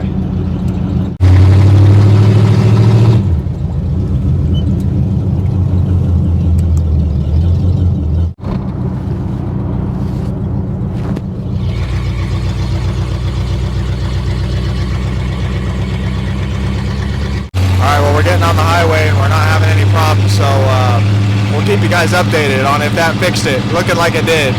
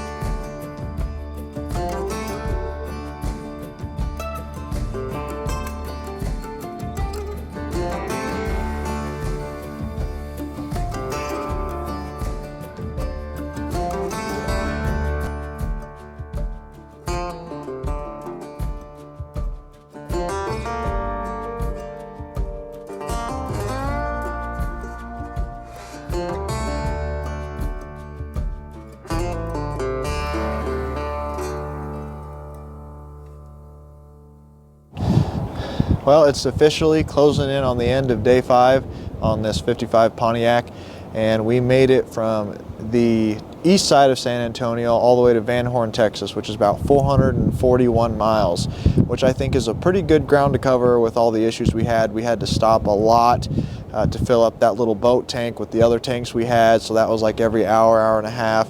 We had that fueling issue where it would just sputter out and it would run, but then when you would stop and then go from a gas station, it's like the gas pump wasn't enough. Putting it down how we did, rerouting it, putting it in the back, that took some time too, but that fixed the issue. We haven't had any problems since, and we've driven a few hundred miles on it like that.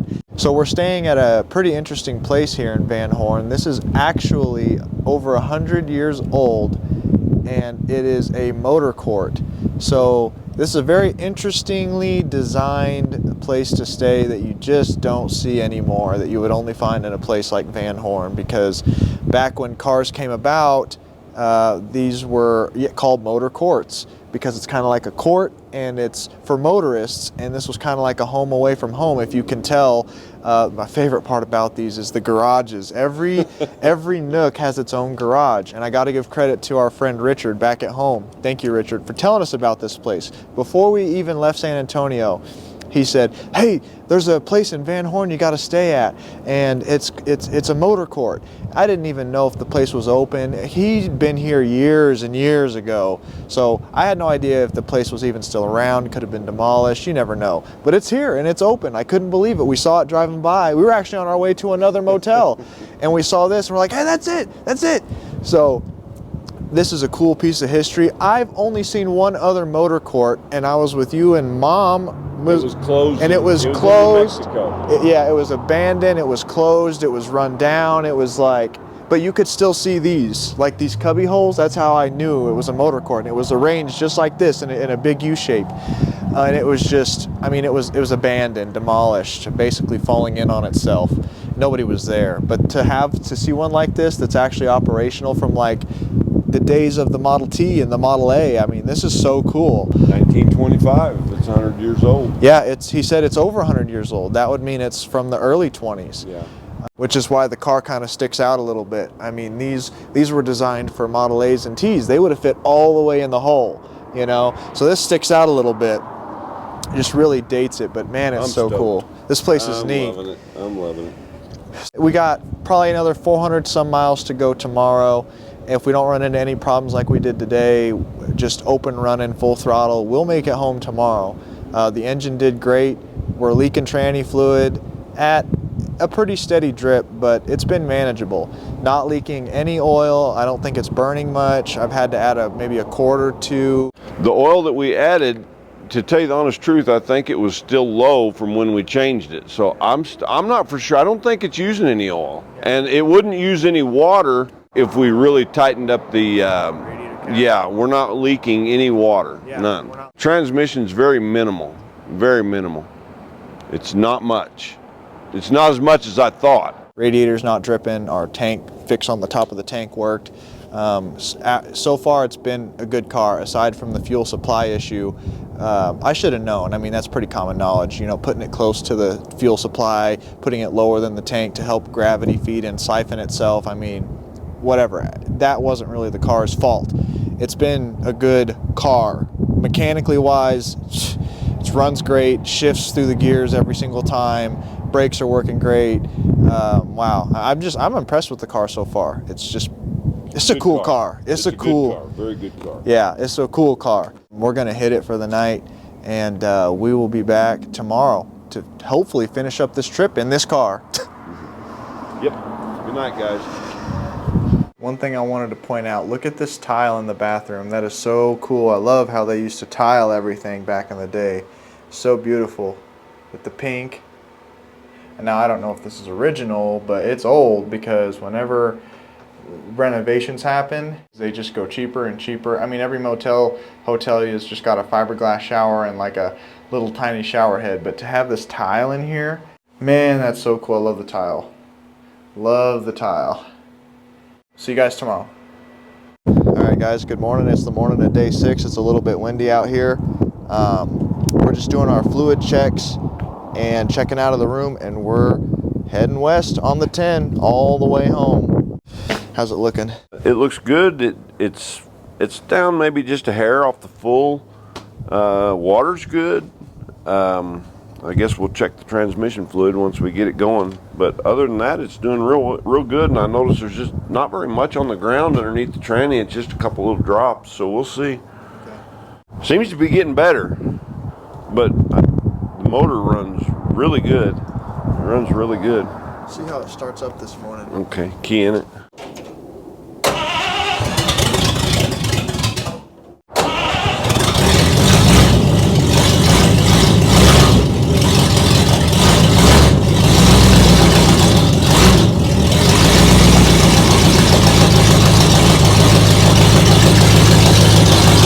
Sounds good, nice and loud.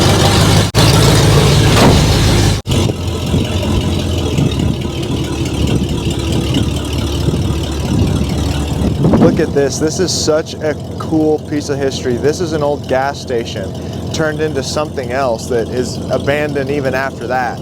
Flea market, LNS Super Center. This was originally a gas station. This would have been the pole sign for whatever brand. And if you took the paint off of that sign, I bet it would say something cool underneath. It was probably neon. You can see because it's like a can. Like that. It was probably neon, I'm gonna guess. Oh, you can see the glass eyelets, look.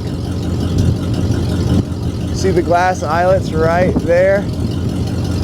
And right there? I would bet money that was a neon sign of some sort. This was the island you'd pull up, the gas station attendant would come out. This right here is where a gas pump would be. There was the 4 bolts.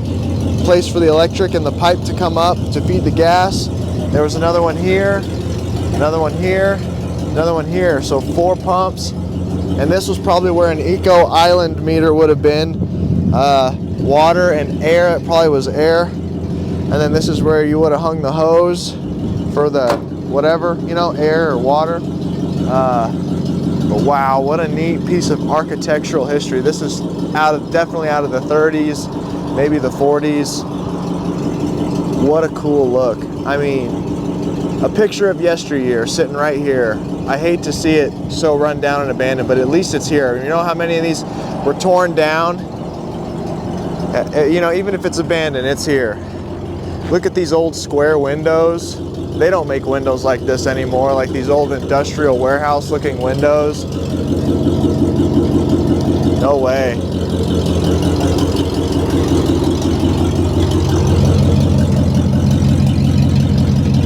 Look at that old wood roof, wood siding. How neat. Wow.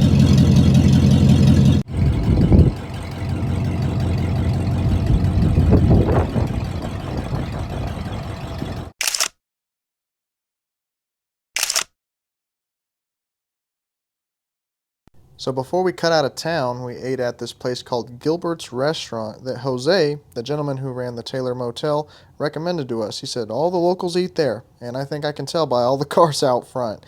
After that, we headed to the Love's gas station that's close to the highway to fill up before heading out into the wilderness again. But before we headed out on the highway, I wanted to drive through Van Horn one more time because small towns are all but forgotten in the United States in place of modern metroplexes, and going through places like this, most people will never see it, and it just shows the progression of American life through time, and this is a whole generation behind how we live today. What I mean is, back in the heyday of Van Horn, there was no highway interstate system, and there was small winding roads that crossed the entire country, and you would have had to drive through where we are right now, the center, the Broadway of Van Horn. You know, you can even hear it in country songs where they talk about the edge of town, life dropped off on the edge of town. You know, towns used to have an edge. There used to be a last building and then nothing else. Obviously, living in Tucson all my life, that's a foreign concept. There is no edge of town. I mean, everything just bleeds into the next area. I mean, it all connects. I'm not saying we should go back. I'm just saying there's a give and a take with everything. There's a story I heard once about a guy who owned a Texaco station way back in the day, and it was booming as far as I know. I think it was somewhere in California. And he heard about this new project the government was heading called the Interstate Highway System that was going to be built next to his town. And he could kind of see the writing on the wall. He sold the Texaco station immediately. And once the interstate highway system was complete, it went through a whole chain of different owners and eventually shut down. So he was ultimately wise for doing what he did. And unfortunately, that's what happened to a lot of towns across this country. But with the major advancements in earth-moving machines in the 20s, 30s, 40s, and 50s, they were able to create an interstate highway system that could cut through the earth better. They could make much longer, straighter roads with less curves. It made the nation much more efficient, absolutely. I mean, at the expense of some of these small towns. I mean, the highway system is right next to Van Horn, but just passes right by it. You know, and even my dad's told me he's heard from people who witnessed it, you know, and as the highway system would be completed and they'd open it up, it was like somebody flipped a switch, you know, to the town and shut down the traffic. Crazy.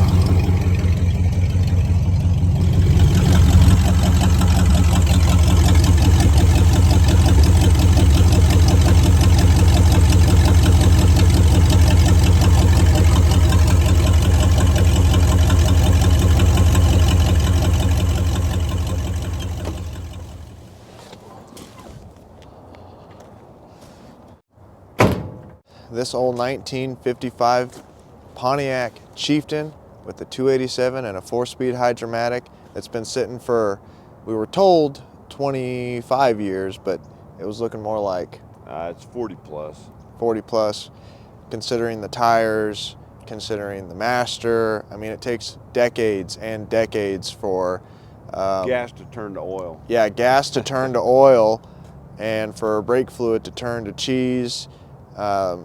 That's a long time. I mean, longer than even 20 years.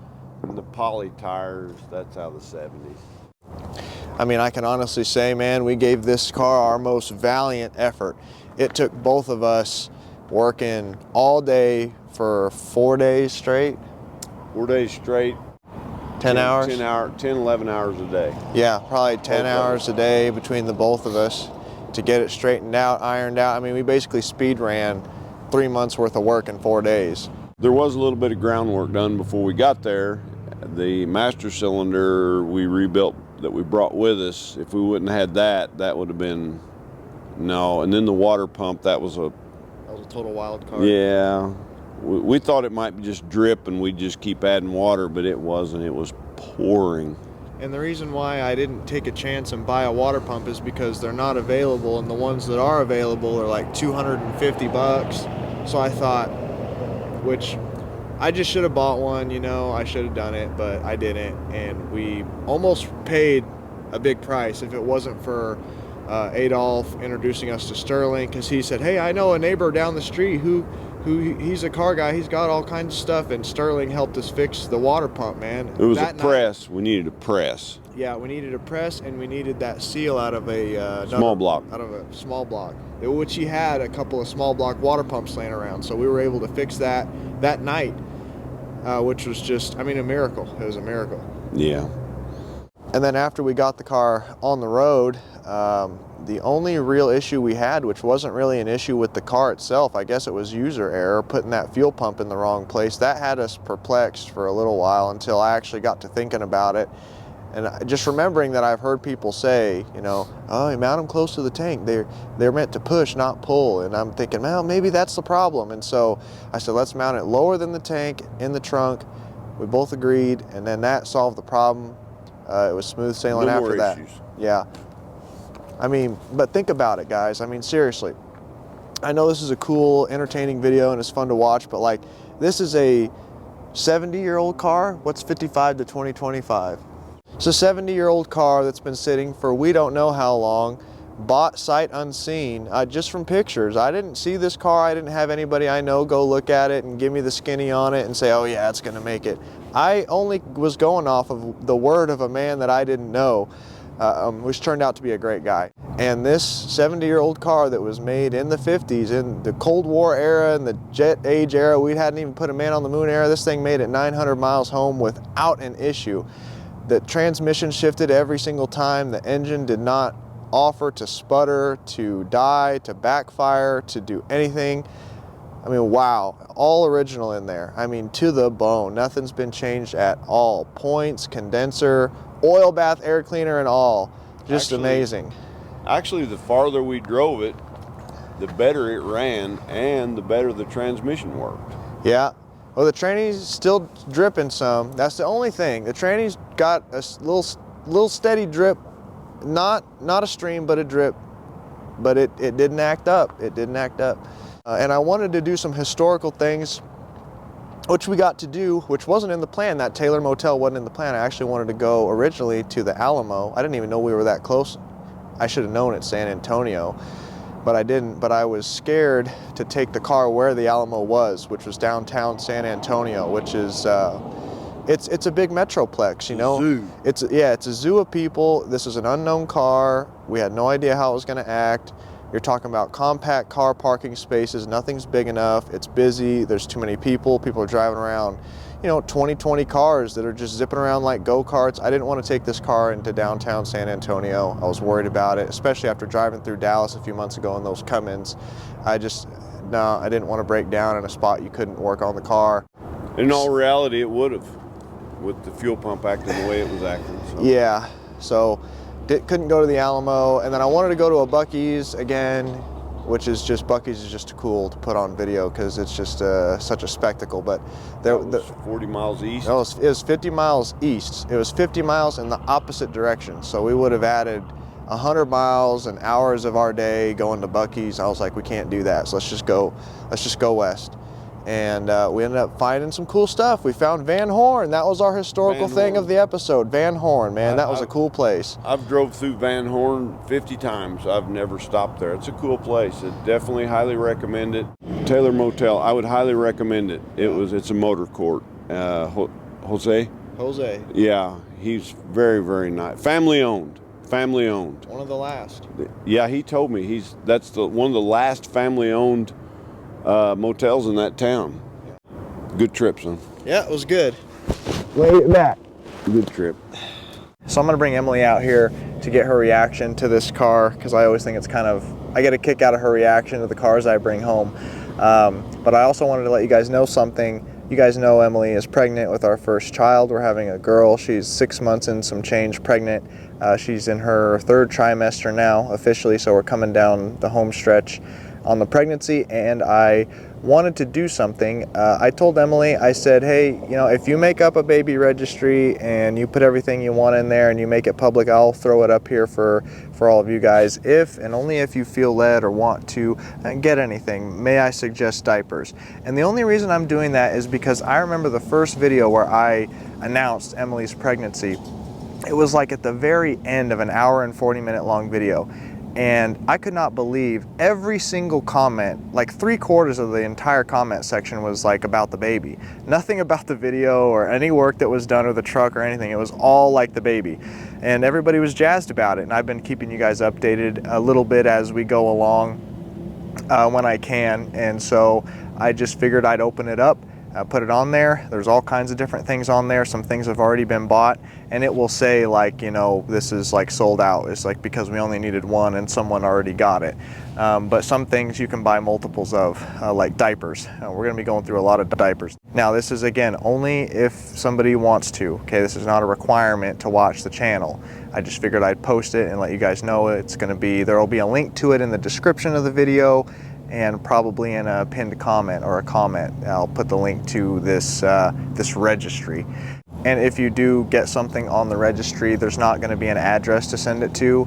Don't worry about that. It sends to a P.O. box, so it's not going to show a public address. So don't worry about that. If you get to the end and there's no like physical address, it sends to a P.O. box. It's fine.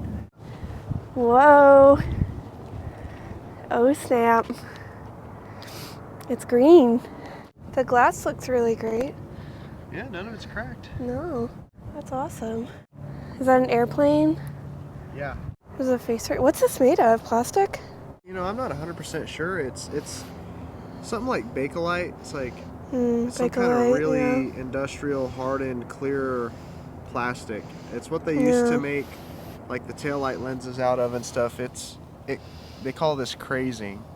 You know, it's cracks and crazes. It's tough. This is an Indian head. Yeah, I figured. It's pretty cool. I can tell. I like it. Well, I'll show you the engine because I know you're dying to see that. You just want to know everything about Oh, I see it. Whoa! Whoa! That's an engine. V8. That's what you call a V8. That's an engine, alright. That's right. Dang. They called this the Strato Streak. Sounds very futuristic. Yeah. I used to ride these babies for miles. The pioneers used to ride these babies for miles. What's Kelly AFB? Kelly Air Force Base. Oh. The guy who originally bought this car was in the Air Force. Let's look at the inside. Yeah. Well, you don't want to know more about the engine? Tell me more. You can see the green right here. Yeah. Yeah. I like this little dimple. This? Little cutie dimple, yeah. Why'd they do that? It's just styling. Yeah. Wow. Oh, wow. Very green. Isn't it crazy how it's still intact? Like the seats are actually there? Mm-hmm. Dang. These are original seats? Mm-hmm. They look really good.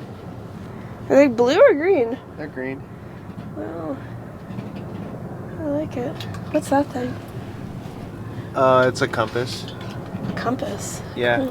He was a military man. He wanted to know where he was going at all times. He wanted to know where north was at Yep. all times. Yeah, he always was looking for due north. It's super clean. Well, I mean, I'm impressed at how good it looks. For being, how old Are you is? assuming I bring home junk that doesn't No, I'm not. I'm not. Just looks really good. look this good? Yeah, for being this old, it is pretty nice. Yeah. Usually, like, you'll find this all ripped up and stuff. Yeah, it won't even be there. No. See, you can see the color cut right here. Oh yeah. That's cool. Oh, that's cool. I like that. Tiny little head in the. The chief head, Yeah. and it says power steering.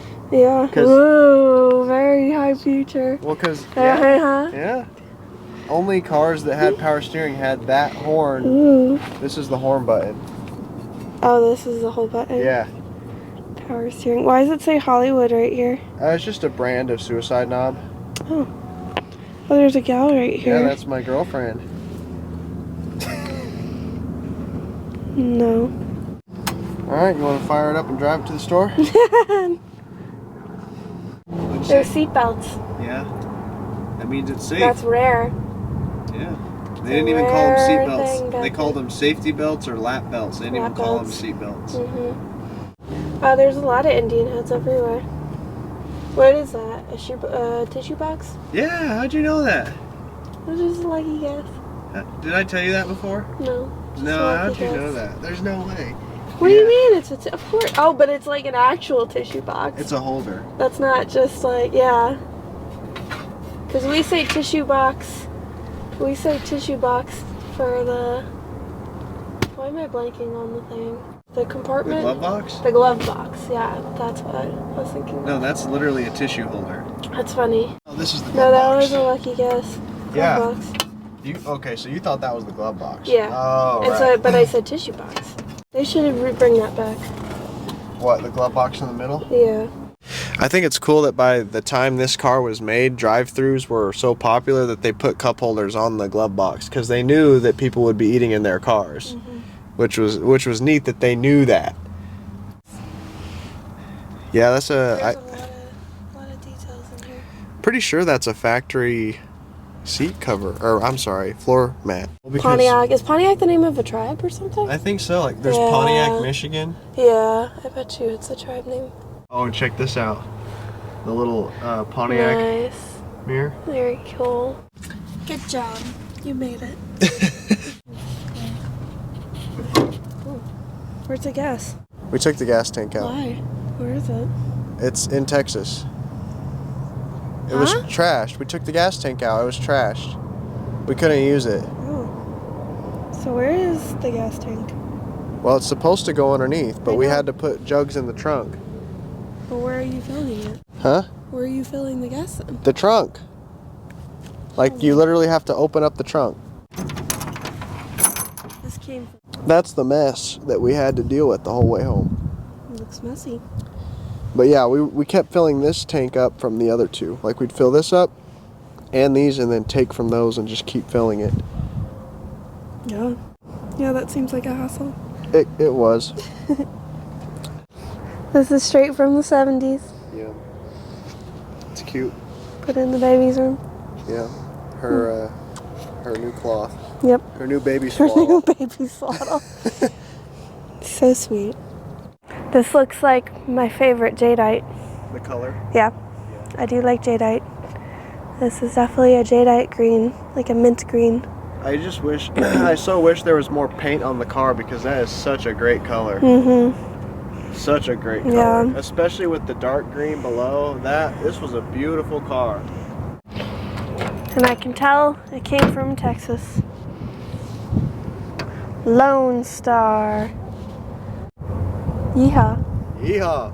Well, I really do hope you guys enjoyed this episode. It took an immense amount of effort to put together and to execute and to get back safely. So hope you guys liked the video, subscribe, leave your feedback in the comments, and we will see you guys in the next one as always. Thank you.